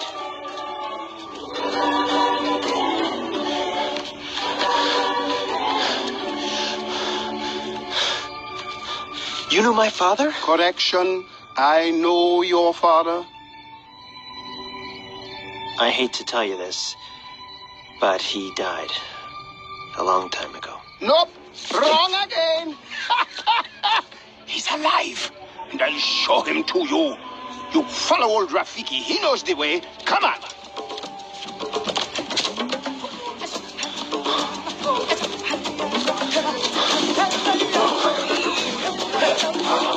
Don't dawdle. Hurry up. Hey, whoa, wait. Come on. Would you slow down?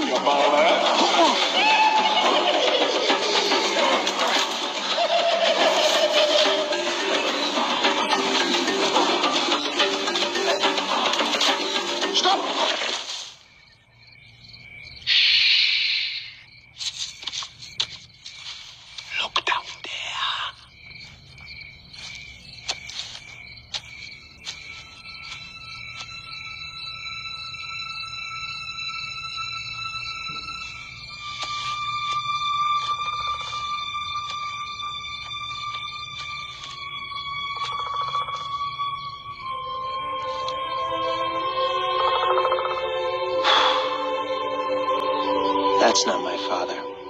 It's just my reflection. No. Look hard.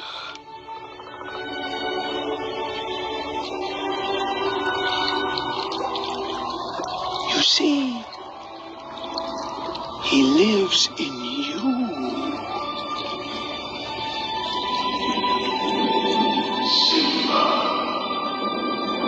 Father?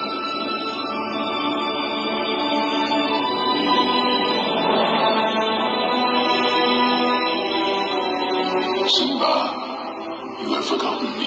No. How could I? You have forgotten who you are, and so forgotten me. Look inside yourself, Simba. You are more than what you have become. You must take your place in the circle of life. How can I go back? I'm not who I used to be. Remember who you are. You are my son, and the one true king. Remember who you are. No! Please! Don't leave me! Father! Don't leave me.